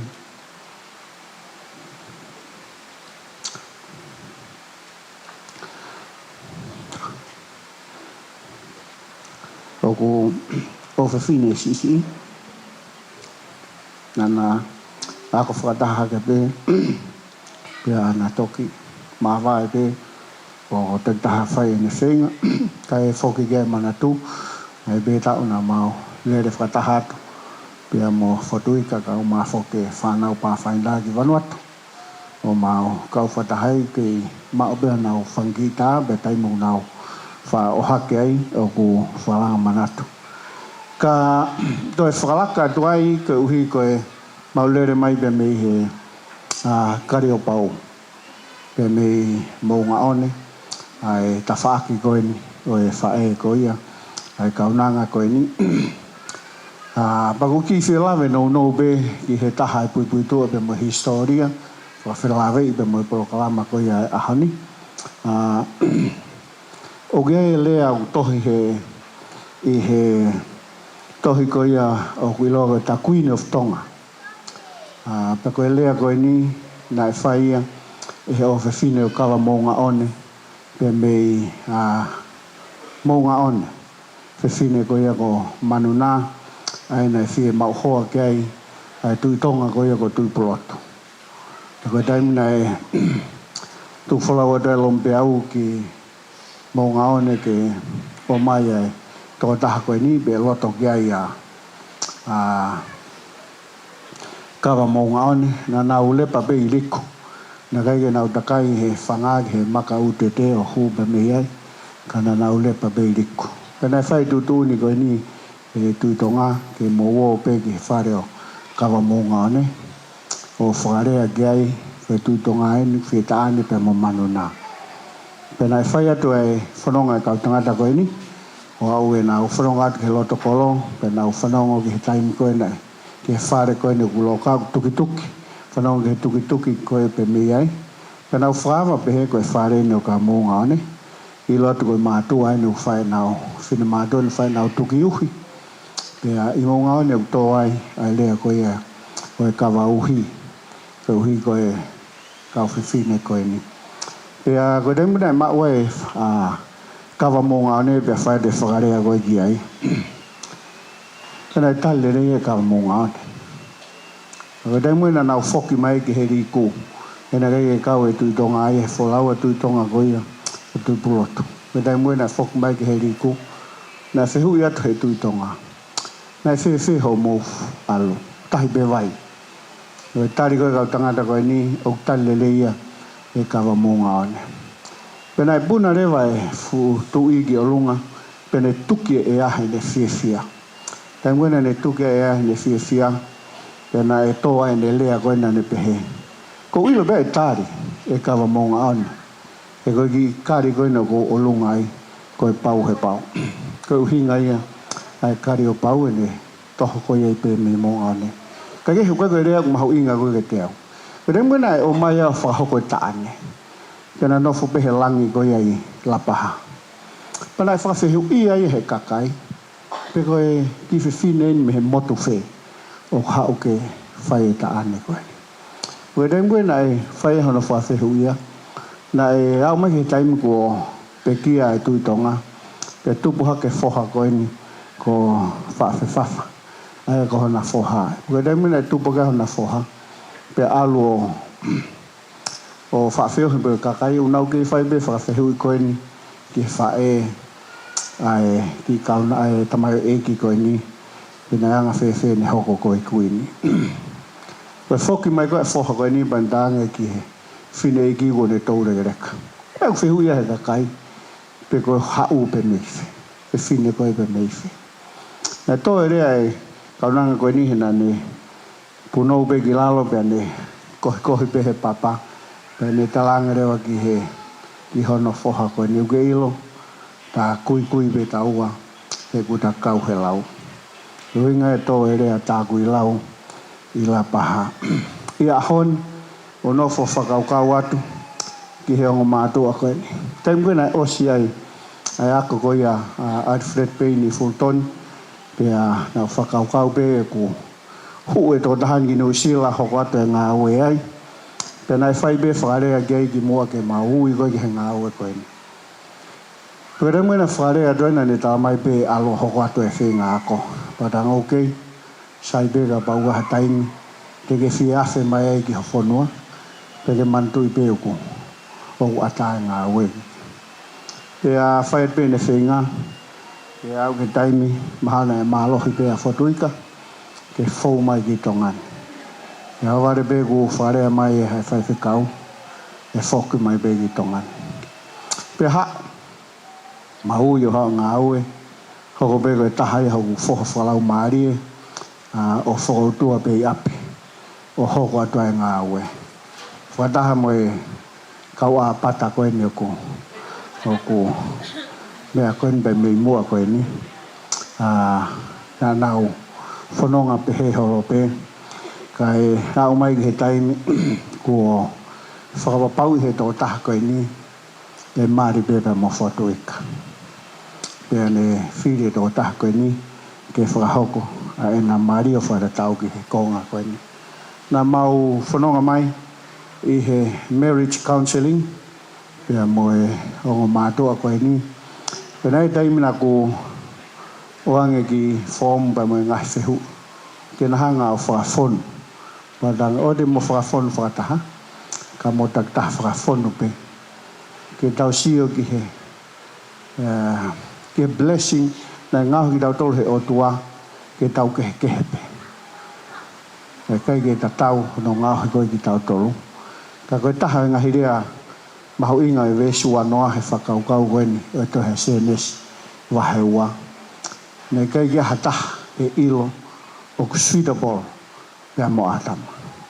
Ne kai ke hataha e ilo o kusuitable pia mo atama. Koe taha ea ai ki ue te whakau kau koe ni ko taha oku whiunga mo tāu mo e taha koe.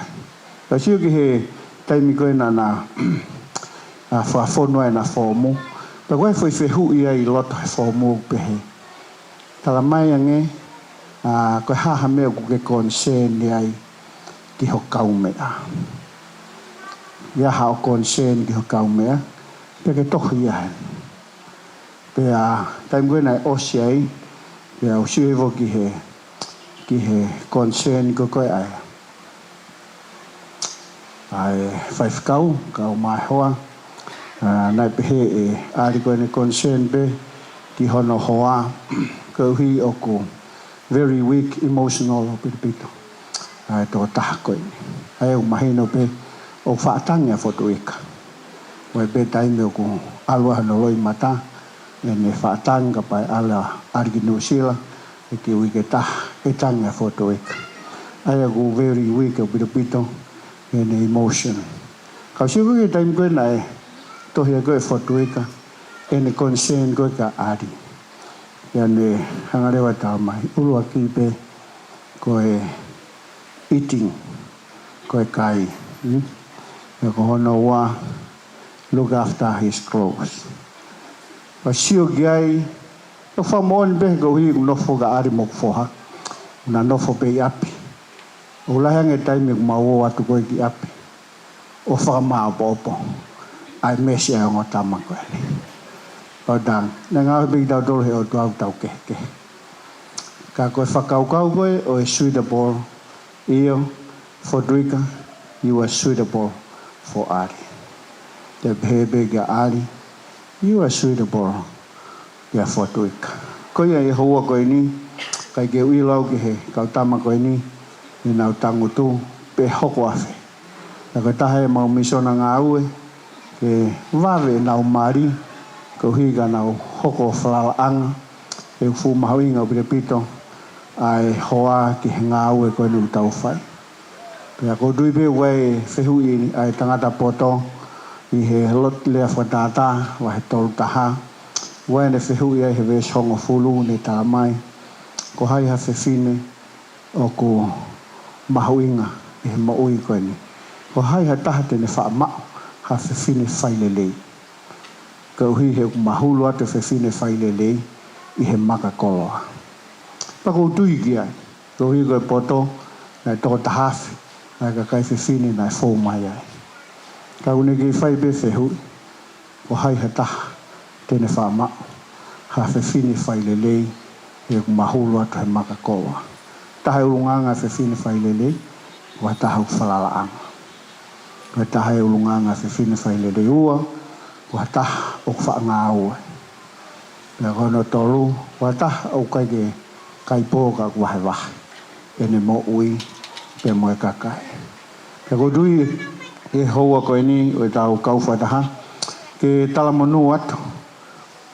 Whewhikau Alfred, Payne, tau maa whoke, Fotuika, i Moana, Payne.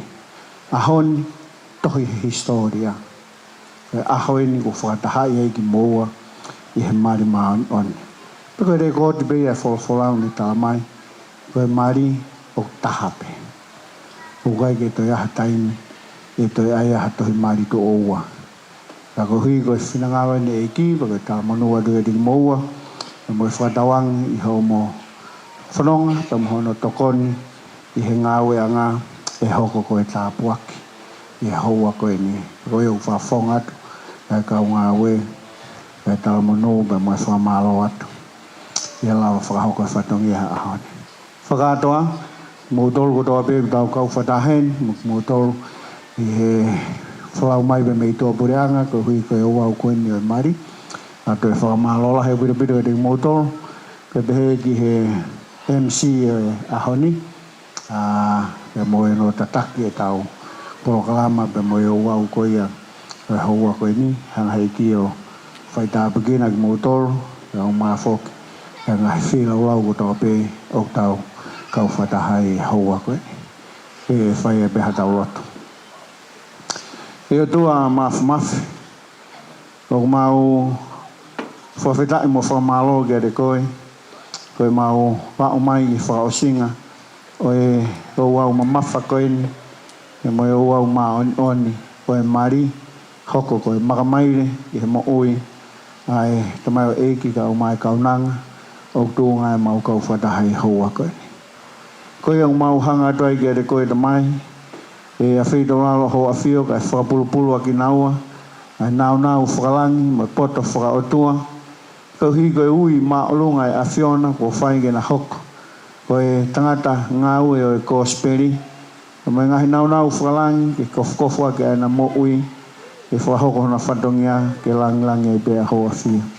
Tā begina pe ke tū loa ai whare koe ni langa he whunga maka ko klaisi e neongo e whaingata ma ngahi pore ke tū loa pe ai whamiri o tangata. Mauhanga te tamai koe hui koe ongo whamiri o kulawa ke mau kau whataha i hoa koe ni e whamiri ko toa pe o Alfred au mai family ko toa pe o Fotuika o koe e whawhetai la. Koe hui koe mau whataha he ahoni, koe mau whataha pe ke whakahoko ai whinangalo e a Fiona e whataha i nau e he maari maanion. Ba mau whamalo atu e ngai whatongia ko toa pe o whai, e pe ke ngai whelaulau ko toa pe o e ahoni. O uhinga hono whakamahu ingai ai whiri mahu inga ko whai he ongo mātuan. Kau maa ke mahino, koe o wau whakaotua, a hono whahoko ke nau he maari maanon. Whirawau ka ke tāpikina mai, e ngahi whirawau ko tope, ngahi o wau ko tope e ahon, pe ke lang pe a hoa whio, e ngahi proklama mau kau whatahai hoan. Mau kore pe ta mai ki whatutuka pe mātol ho keresi, tu pe ke mau piki ke he piri e tauhala pe me funga kolosi, ke ria ngahi whaingata e mo uini, mau whawhalala pe i he tataki a hoa whia. Tokon mai a, e whamole more a tono no pe mai whihalaki. A wea i ha mau whafotunga, o i gai homo tau pe mai a Fiona, e whamole more i ki mau tolo, i koe kau whaianga hala e mo i koe ni. Tari a lot pe mai hu, e mau lotu i a sisu klais ko ho alo, ka ko mau whama ui. E men pe tāpua ke o tō ke tamai, pe mai alo me lau maari mau non, mau homo o whai, whamiri fo au koen, tu tuku ia mo mau tolo na hiki, whai beo tangata, amen.